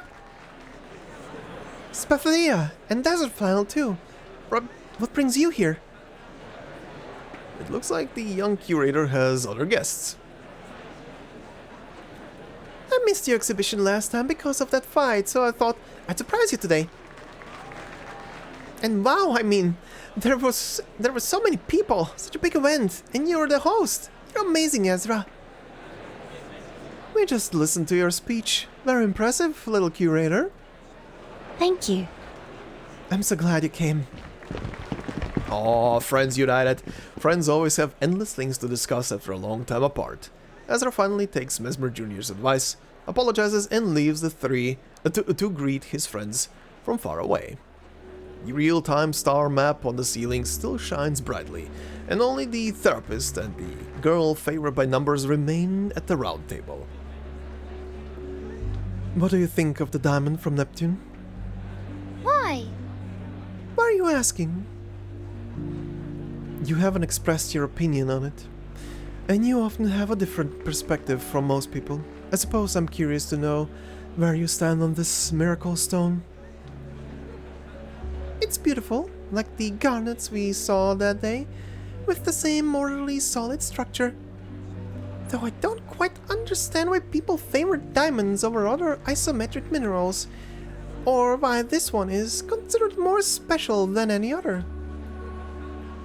I mean, diamonds are kind of very versatile, from just jewelry to being used in shaven off diamond stuff being used, you know, for for stuff like saws or similar objects of use. Space and time exist only in the phenomenal world, and objects' essence isn't determined by where or when it originated. So you don't think all that much of it? Mesmer Jr. recalls a word used on the promotional poster. Maybe besides its astronomical significance, people admire the stone for the fantasy it represents. You mean because it comes from far away, people value it more than similar items from much closer? That doesn't seem fair. I mean, it's from freaking Neptune. I would flip the shit out if suddenly someone said like, hey, I found a stone from Neptune. What? For most people, yes. Emotional preferences lead us to make less objective judgments.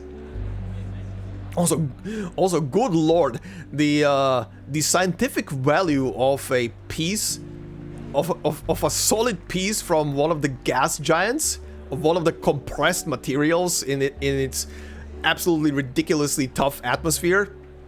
Whew. The girl appears contemplative. Like how people didn't come to this ice cream shop. Those were also emotional preferences, fleeting thoughts, not solid, objective reasons. Honestly, I don't really understand it. Though the girl solved the ice cream mystery with numbers, she still doesn't truly understand the people behind them. It isn't her fault. A bird is destined to never understand the feelings of a fish. If others are all trapped in a cave, this is the girl that is born to see the vast starry sky on the other side of the rocky walls. Nice analogy. Asking her to focus more on the stifling cave around her would be asking too much. Good. Fine. The therapist decides to give up, just as she has been telling herself from the beginning. This is none of her concern. But suddenly she recalls a story. A story she heard long ago when she was at the SPDM with her old friends. 37. Do you know how Neptune was discovered? Huh? Time for a history lesson. I can't remember, how was Neptune discovered? Neptune was discovered by sheer coincidence, if I remember correctly. If I remember correctly, that is. Anyway. A logarithmic axis.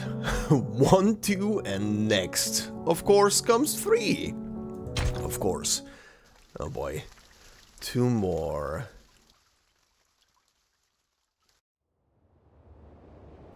Back to the starry sky.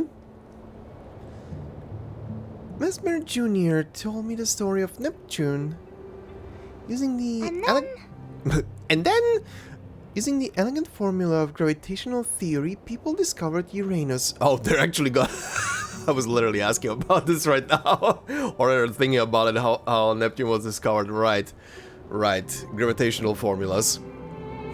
Using the elegant formula of gravitational theory, people discovered Uranus, but they found that Uranus didn't follow its calculated trajectory.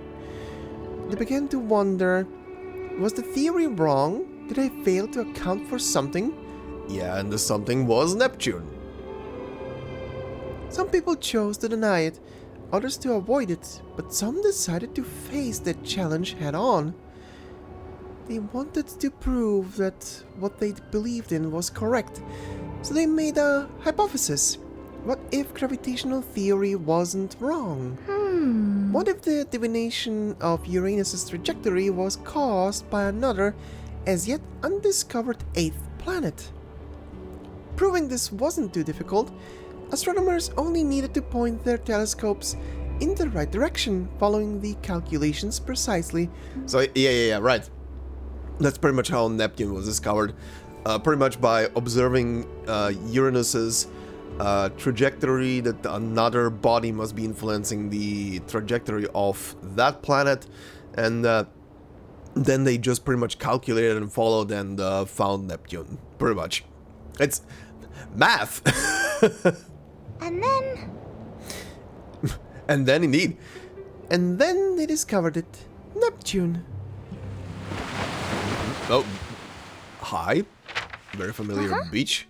A reply from across the waves. Oh. Is that what she wrote back? That would be funny if that is what she wrote back to 6. I really like that story. I think now I understand what people mean by fantasy. People often make decisions that are difficult to understand, decisions based on sentimental likes and dislikes. But behind those seemingly irrational decisions, there may actually be logic. Mesmer said that people have things they love and things they believe in, so when they find something in the phenomenal world that aligns with these things, they feel happy. I think one way of understanding it is, people make their own hypotheses. When those hypotheses are proven, when they find results that fit the rules, people give them special meaning. That meaning is invisible, intangible. In the same way, numbers exist in everything, untouchable, but real. They all connect to the transcendent world we long for. We make our own hypotheses too. Sometimes we can prove them and discover a new theorem. Sometimes reality tells us, no, you're wrong. I'm glad that my ice cream didn't say no to me. This project opened my eyes to something. I took my problem from a logarithmic axis to the addition axis and turned my numbers into corresponding addends. So now I should take my sum back to the original axis. Too simple. It's such a simple answer. If only I would have thought of it sooner. Still, I think I'm starting to see the outline of my next square. Alright. After that, whenever my research progress stalled, I would go to the museum to relax. It's not as ideal as the beach, but it's nice in its own way. The ice cream shopkeeper is still very grateful to us. Every time I go, she tries to treat us to free ice cream. But I've done a lot of jobs for the researchers at the computing center, and I've earned enough points to pay for myself and treat everyone else now. With a mind like yours, you would be earning a freakishly huge paycheck with the things you can do. But I find it funny. How much does she understand the concept of money, actually? Oh boy. The shopkeepers stopped making the Star of Wonder flavor after the special exhibition ended, but I don't mind. My favorite flavor is chocolate anyway. Yeah, that's also interesting thing. With ice cream, usually your favorite is always gonna be the one you were exposed to for the first time. Well, a lot of things actually in life. It's the thing that you get used to the most, and then it's kind of like your comfort thing. Brilliant! Her ice cream is really wonderful. Its beautiful geometric shape helps me organize my thoughts. So every time I go to the museum, I choose to eat just the right amount of ice cream. Uh-huh. Don't be shy. Eat as much as you like. There's plenty more where that came from. Great! Don't you worry. Fantastic! I swear, I'm trying to get into the sentences every time, and then Medicine Pocket is just like, great, fantastic! Okay, stop. God damn it. Don't you worry about that. I never pass up a freebie. And what does this prove? That good things happen to good people. So gross. Really, you two? You don't feel any shame over accepting 37's ice cream benefits on her behalf? I know I don't. Of course you don't. Of course you Shut up. Shut up. No, shut up. Shut up, Mesmer. No, you didn't just say what I just said. Shut up. Of course you don't. But more seriously, it's not recommended to consume ice cream in large quantities. Be careful not to get a stomachache, 37. If I'm not mistaken, you've had more than one cone already. Don't worry. This is only my your third cone to the... I mean, that's fine. 1 and 2 make 3, representing the virtues of moderation and prudence. 3 ice creams couldn't possibly be too much. A perfect number. Though perhaps 4 is a better number. Uh-huh. She's just gonna keep increasing this.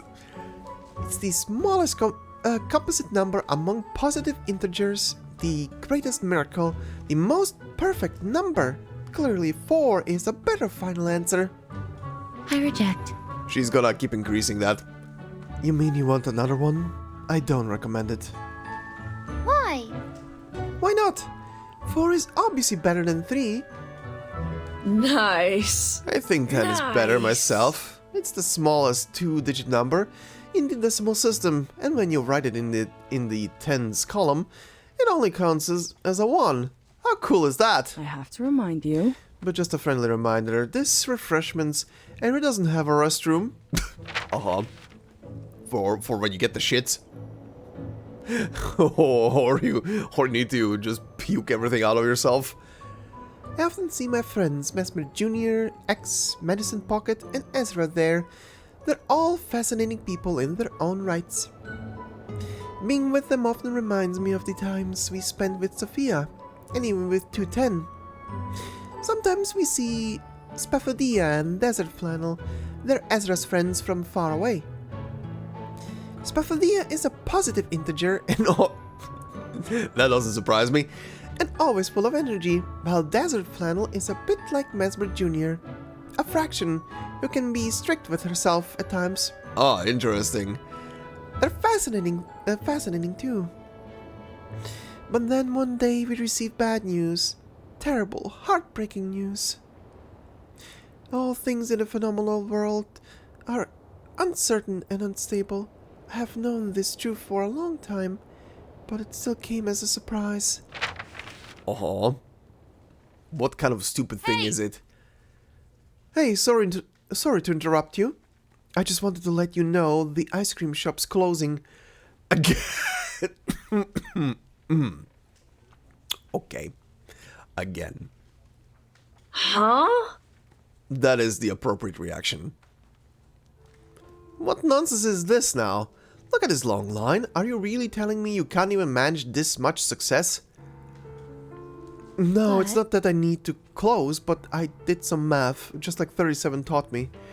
I've been making good money recently, but once this rush is over, my revenue won't be as high. Even with decent daily earnings, it will take over 2 years for me to break even. Oh. Were you that much in debt? So, So I thought, why not hand the shop over like someone did to me? If I sell it while it's hot, I can recoup my investment. Fine. It sounds like you've changed your thinking and improved your reasoning skills. I guess that's a good thing. Oh, But if the shop is closing soon, I'll have no ice cream to eat. I'll never see those beautiful decagrams again, which is definitely not a good thing. no. But that's... No. But that's not the worst part. So that's it? After all we went through? I'm still gonna have to live without these cones? What happened to your dream? But Regardless, I must say, it's a very rational decision. Don't worry, ma'am. I support you fully. Any of this unreasonable customer tries treating you... Treating you. threatening you, you can contact the curator over there. Hey, Ezra. Is this allowed? Do something! But The transferring ownership of the shop isn't a violation of our contract. I can't abuse my power on this one. What will I eat when I go for my walks? Those visitors passing by? I bet they'd taste terrible. What? Anyway, what's the new owner gonna sell here? I heard that. I heard she's going to sell bean... Oh no! Oh no. I heard she's going to sell beans in all kinds of weird flavors. You know, like crab, scale of demonic, snail elbow. What the hell? What? Excuse me, what? Huh? Who would want to eat snail elbow flavored beans? Object. But we can't eat beans. Huh? You'll get used to this. You don't mean that eating beans is against your religion, do you? Of course. Of course it is. Eating beans is a terrible sin. The worst sin imaginable. If you eat beans, you'll be sentenced to death. I'm Right. sorry. That's, sorry, no offense, but that sounds a bit harsh. Considering you're not from our school and we're not on the island, you won't get punished. But I can't eat them all the same. What a shame. A shop mutated from selling beautiful ice cream into evil beans. uh-huh.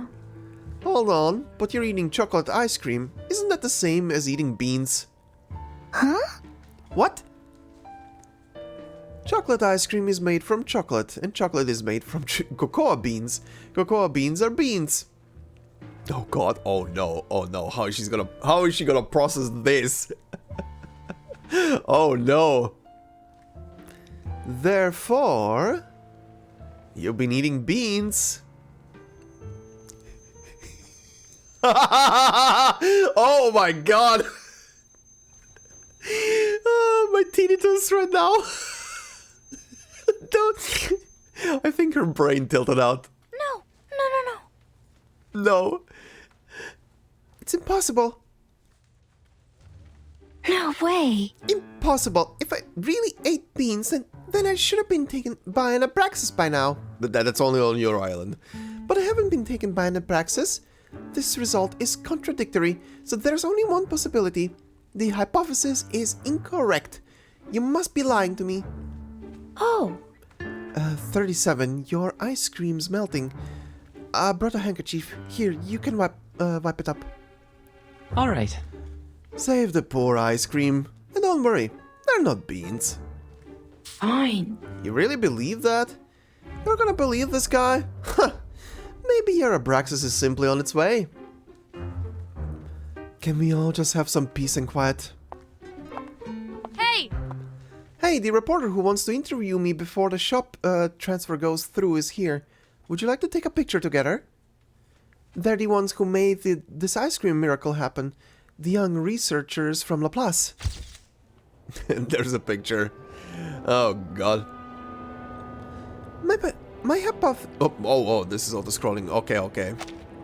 My hypothesis is correct. Medicine Pocket is lying. Ice cream isn't beans. It's true that... For instance... It's true that cocoa beans have beans in their name, but they're from the... Malvacea? family, not the... Fabergé, I don't know, how do you say those names? What's more, cocoa beans are processed into chocolate ice cream. It's like getting a very bad negative infinity non-repeating decimal like 1.4... Okay, 4142.356. Okay, yeah.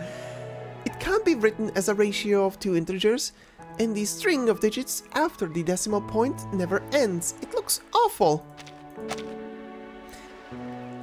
However, if we square it, it makes 2, a favorable number. So, there's nothing wrong with chocolate ice cream. In the defense of chocolate ice cream. A reply from across the waves. I hope you can try ice cream too. I asked Regulus to bring you some Regulus! Along with this letter, I've enclosed further papers, journal clippings, and printed materials I've collected. You can use these to update the island's database. I've also gathered many new puzzles proposed by mathematicians from the outside. Some are extremely challenging and I already have ideas for a few solutions. But to be fair, I'll give you some time to work on them too. That way we can exchange our thoughts in the next letter. And there's also this newspaper. Mesmer found a report on me and suggested I send it to you so you can see how well I'm doing for myself. All in all, I'm happy here, and my research is progressing. This time I'll find a better answer. It might not be perfect, but I believe it will be good enough. And then... Then I'll return to the island, and Sophia will come back too. We'll all share the light of truth, just like before. You may have noticed that the total word count of this letter is a palindrome. I trust you understand what I mean. Just don't try writing me a short reply. That would be cheating. I look forward to your reply. As the last stroke falls on the letter, the writer successfully completes her declared goal. There is no need to count again. The reader confirms this to be the case. He laughs about it. Oh, 6. Upon unfolding the letter, the young man unmistakably expresses his first sign of emotion. Wow, his first sign of emotion. Of course, the other party present doesn't miss the significance of the moment. Oh wow, they put her in that skin. That's kinda neat. Whoa, did you just smile? I thought that pale, gloomy expression was welded to your face. Regulus!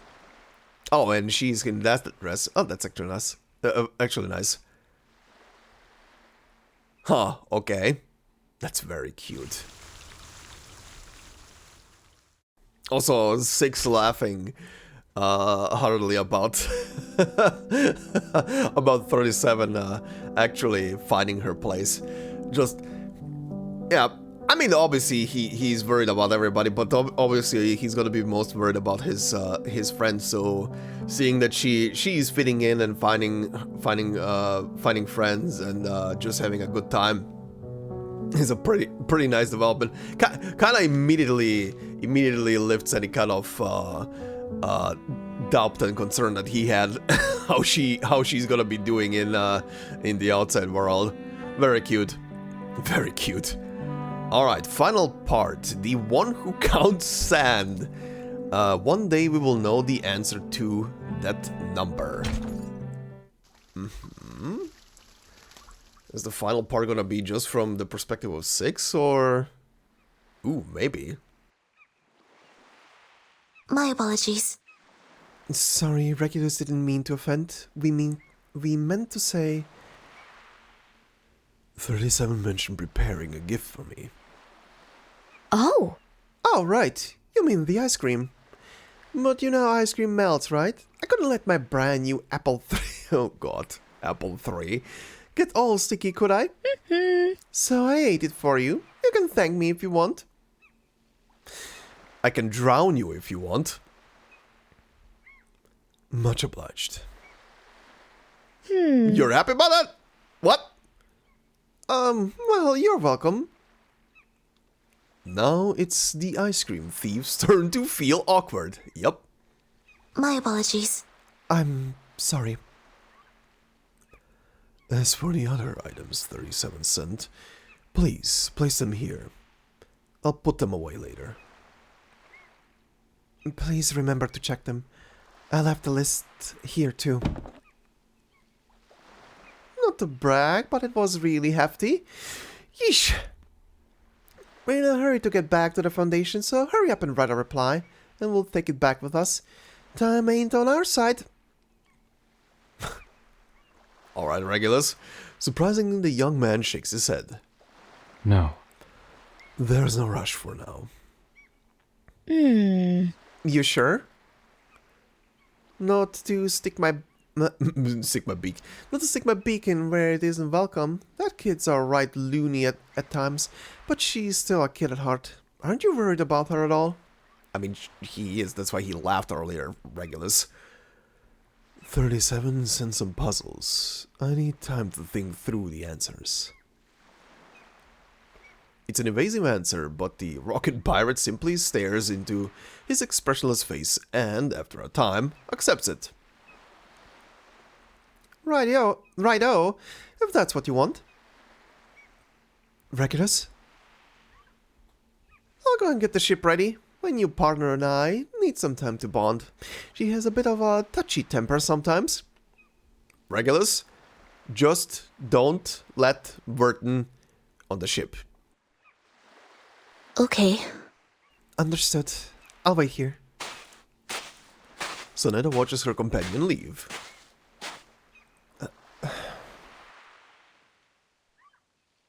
You seem troubled. You're right. The young man gaze is calm and as still water. Under his silent scrutiny, Sonetto decides to voice her concern. I'm not sure. I've been thinking about 37. I'm not sure if keeping things the way they are is the right thing to do anymore. She's brave, even when facing the worst. She never backs down, leaving her home alone to find new answers in the outside world. I admire her. I'm not here to judge your school's philosophy. The parent has provided us with numerous ways to combat the storm. Only 37 still seems to believe that finding the truth will solve everything, even what happened with Sophia and your fellow islanders. But can that truth truly solve everything?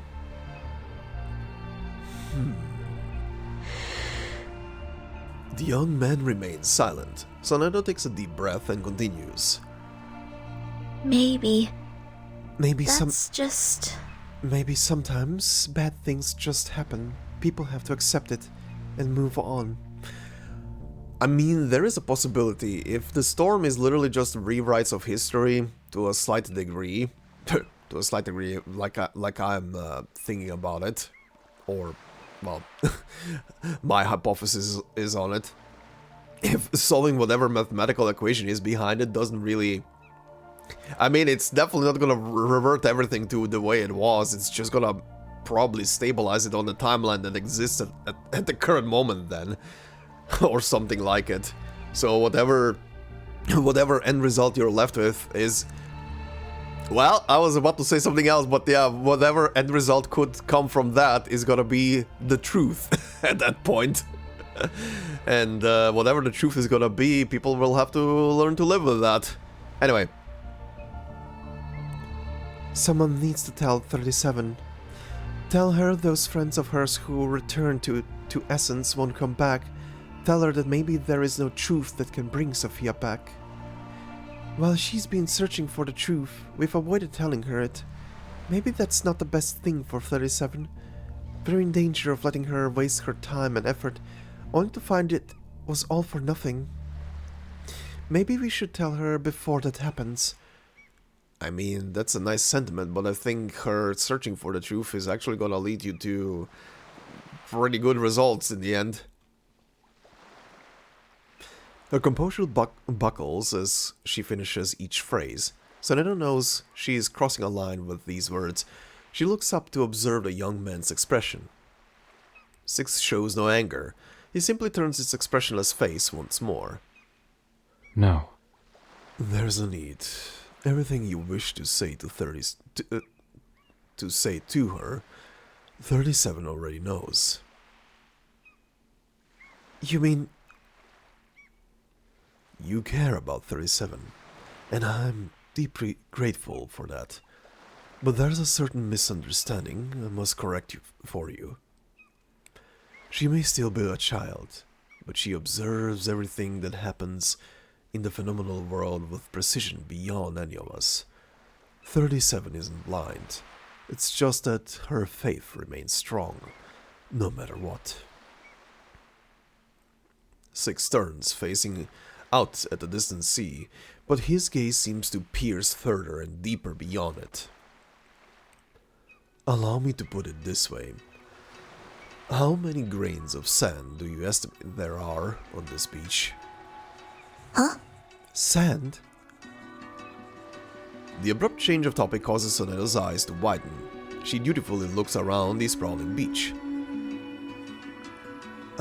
Perhaps 100 million? A billion? I'm not sure. Sorry, I don't really know. I don't need an exact number, just an estimate within an acceptable range. There are numerous methods to obtain an answer. The Fermi estimation is one of them. Sonetto blinks. I've studied that. Yes, you're correct. My apologies. Sorry, I still don't understand what you're saying. Listen to my next question. How many grains of sand do you think there are on this planet? The girl's eyes widen further. Huh? The whole planet? That must be a very large astronomical number. Something no one could possibly find. Oh.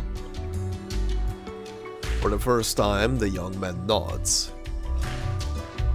You see it now. This number is just very large, but not infinite, so it is possible to devise an approximate answer.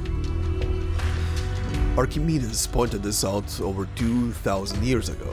He claimed that even if sand filled the entire cosmos, the number wouldn't exceed 10 to the 63rd. His knowledge of the universe was limited by his time, so while his estimation might not have been accurate, his method remains above reproach. The answer must be many myriad, but not infinite. It's finite. So, then you mean...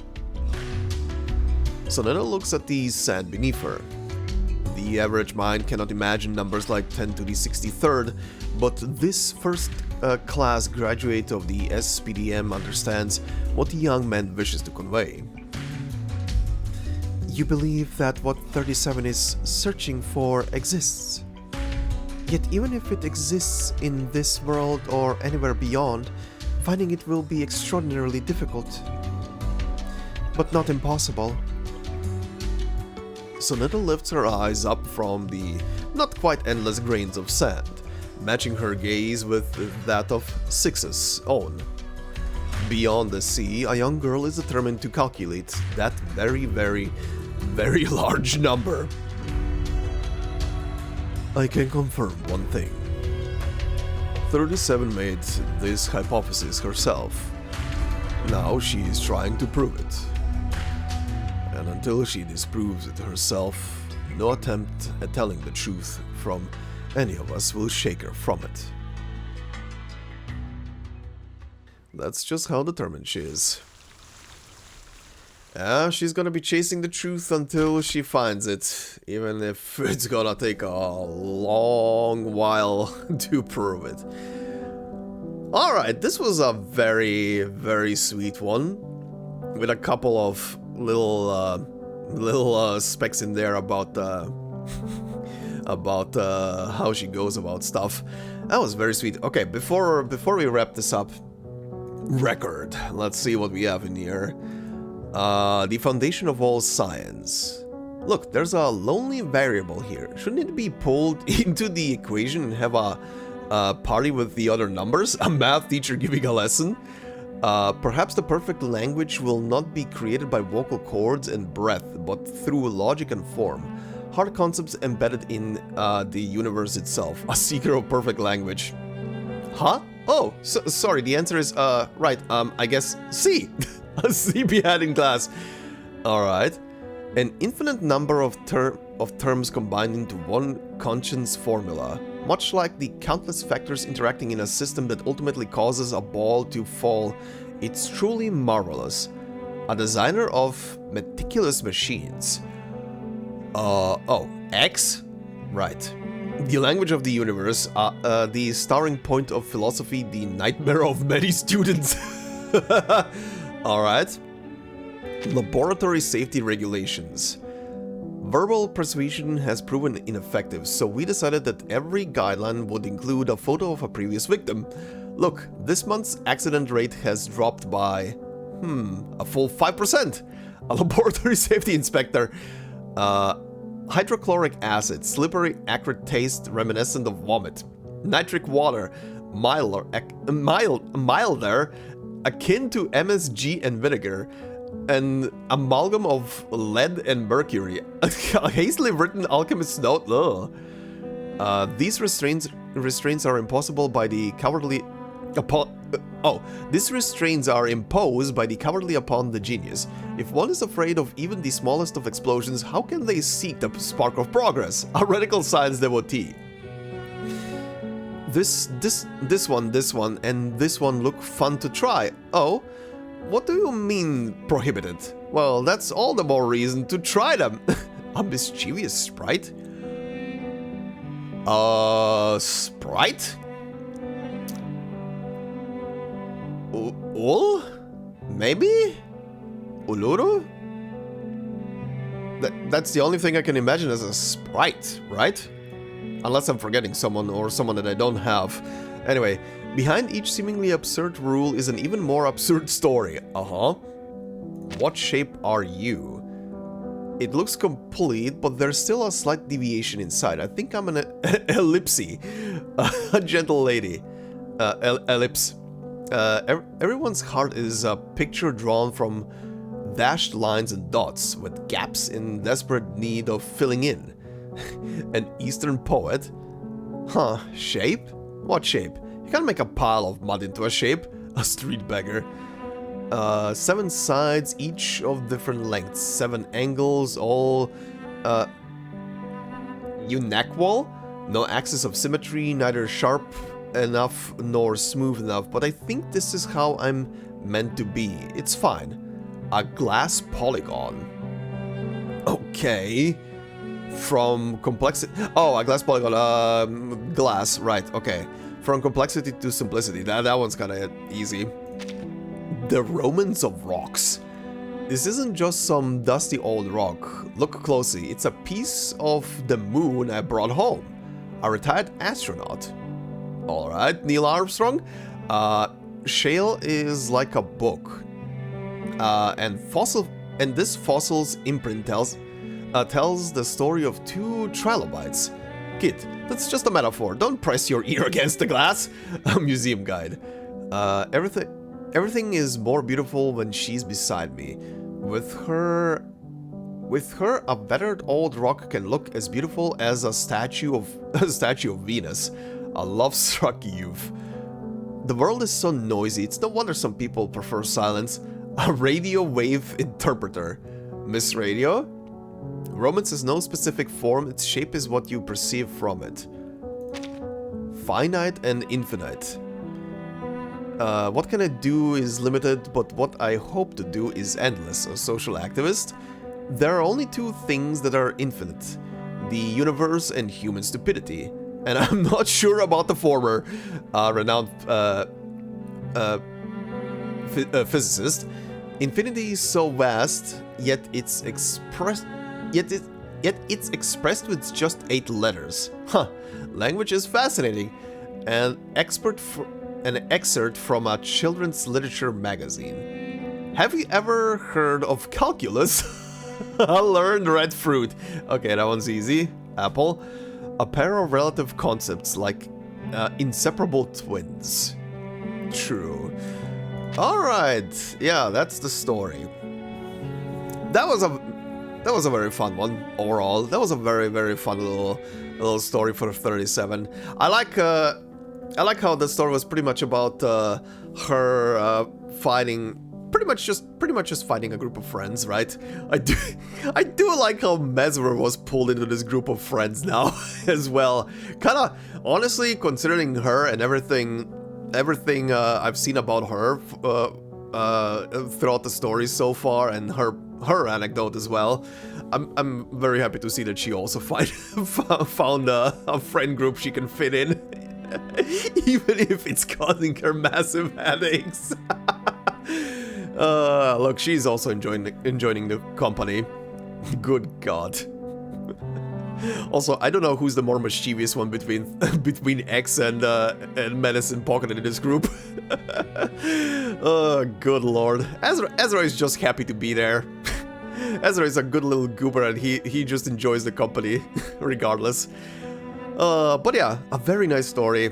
And a very fun one on top of it, everything. And also, the 6 laughing at the end, just being both, I guess, delighted and feeling the relief of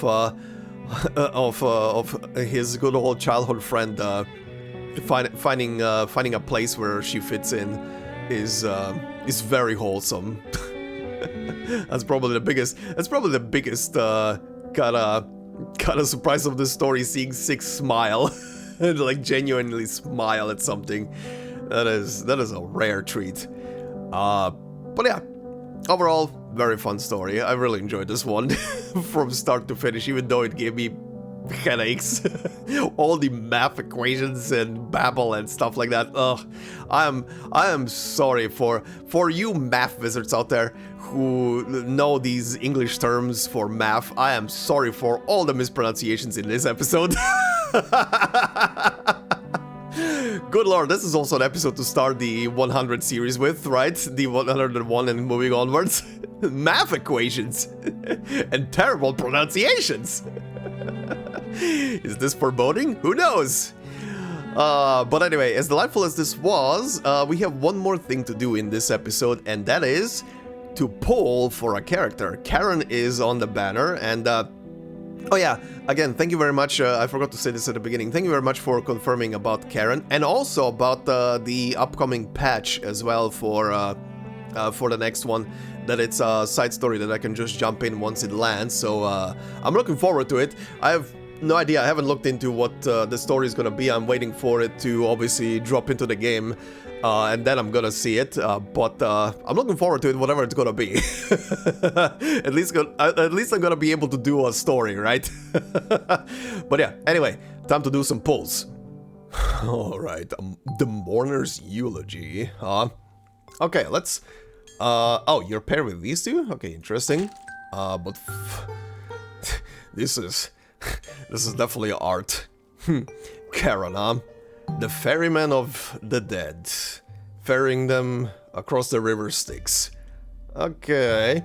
So what are you? So you're part of the Dynamo team, as people told me. Support and extra action, huh? Okay. What do you do? Actually, yeah, let's go with these first. Advice from the dead. With their final cries, a hard-earned wisdom was shared. Savor the peace. A mass buff gains 50 stacks of Shockwave. All allies gain Peaceful Soul for 2 rounds. What is Shockwave? Consume to trigger some of Charon's incantations. Stackable. Okay. Peaceful Soul. Oh my god. Critical rate 30%. Okay. When attacking, for every stack of concentration Charon has, gains an extra critical rate of plus 5% up to 20. 80% excess critical rate is converted into critical damage if Charon has 4 or more stacks of concentration. Okay, that sounds neat. Debuff. From the void, youth's dreams die here. On a hopeless path, soldiers' eyes stare hollow and lifeless. That is haunting. Mass attack deal 500%, starts with 200. 500% mental damage to all enemies, gain 50 stacks of Shockwave. Okay, so that's where it comes from, huh? Well, one of the sources, probably his passives, are also doing it. Inflicts fear of death on the target's hit for 2 rounds. Fear of death. What the fuck is this math equation? After being attacked, if current HP is below 20% of max HP, okay, when fear of death is inflicted, takes significant genesis damage, critical defense minus 20%. When being attacked, for every stack of concentration Charon has, gets an extra critical defense minus 5%, up to 20. Gets damage taken plus 30% if Charon has 4 or more stacks of concentration. Okay. New blooms of life. Until all bear it in their souls, war can never be forgotten. Self-channel. Gain Moxie +1, removes all from the void and advice from the dead incantations from the spell dock. For each incantation removed, based on its rank, gain 20, 30, 50 stacks of Shockwave. Okay. Enters Shadow of the Past status. When cast under Shadow of the Past status, resets Shockwave consumption count. Shadow of the Past. At the end of the round, triggers oh, what are these now? Day of Remorse at no cost of Shockwave stacks. What is... Oh my god, what? Okay, this is off-turn attack, huh? Mass attack, yeah, this attack is enhanced by 60% ultimate might. For every stack of concentration owned, deals extra 50% mental damage with 10% increased ultimate might enhancement. For every 5 stacks of Shockwave owned, gain 1 stack of Dynamo, increases the duration of fear of death on enemies and peaceful souls on allies. Okay, okay. I swear, this trend is always kind of like a thing with every single gacha game I've noticed it in this game for a longest while at this point, but this is the trend with every gacha game, right? At the beginning, the first couple of characters and the initial characters all have simple text and simple things, and then a couple of months in, math equations. Okay, interesting. So what's here? Oh, good lord. At the start of the round, if not under pulsing field of any level, deploys pulsing field level 1. Ah, okay, I see. That's the Dynamo stuff. Gains Amplifying Surge. At the end of the round, transfer up to 20 stacks of Dynamo into the pulsing field. For every excess stack of Dynamo over pulsing field level 30, gains 1 stack of Shockwave. For every excess Moxie owned by the team, gains 20 stacks of Shockwave. Whenever an enemy ally retreats, gain 20-40 stacks of Shockwave. For every 40 stacks of Shockwave, gains 1 stack of concentration for 4 rounds. Okay. When entering battle, attack plus 5%. Okay. But that was very simple. Inflicts fear of death. Right, this thing. For 2 rounds on enemies whenever they enter battle. When entering battle, gains 20 stacks of dynamo and 50 stacks of shockwave. Gains Moxie +2. For every other spirit or intelligence ally present, gains an extra Moxie +1. Triggers up to 2 times. Okay, yeah, this works then in conjunction the intelligence with Ulrich and Lucy. Okay. Good lord, math equations on characters. Well, let's pull. Also, what was the... Yeah, pretty much Sentinel was the last one. So, let's see. Do we do it again? No. That would have been funny. Alright, a loggerhead. Only one 5-star in there. Next pull. It's a dud. Alright, the universe found balance. The last time was too ridiculous to continue that trend. Never mind. 3 pulls in. Well, it's a new 6. We're done. What you're looking at is only a vessel of memories. A dead man following his duty. A witness to the emptiness and the void that comes after war. We're done. I swear. I swear. I have way too bullshit good luck in this game. I don't know. I don't know what's going on. I don't know what's going on. All right. We are, I guess, with this done then. 3 10 pulls, and I still have currents. All right. Well, this is fine. This is fine. This is also kind of funny now, because now with him, I finally, when I level him and I need to promote Nautica as well, I will finally have kind of like 2 separate... actually, I don't know if the Dynamo team is meta, but just for the sake of it, I'm gonna call it like 2 complete teams at this point. Honestly, the only thing missing right now in my account would be like 2... do I even have... I don't think I even have like a proper... Hold on, I need to actually see this. Yeah, this is funny. This is funny. If I sort them by healers... Wow. Wow, how is this possible? How is this possible? Out of everything that I have on my account, 6-star healers are the only ones I'm missing? Really? Really now? That is funny as hell. I mean, I never felt like I needed them, to be honest. Like, the first 3 that I'm using, like, Wiki, Yanisei, and Balloon Party are, pretty much... Especially Yanisei and Balloon Party are pretty much more than enough, but, at least for the stuff that I'm doing, right? But, I'm actually shocked now. I thought I had at least 1 6-star healer. Huh. Interesting. Very interesting. But yeah, as I was gonna say, well, at least with Yanisei and Balloon Party, I guess, and with Wiki here, I have like, interchangeable healers, but at least I have like 2 full, like, properly composed parties of characters now, quite honestly. Like what's the name? I'm blanking the hell out right now.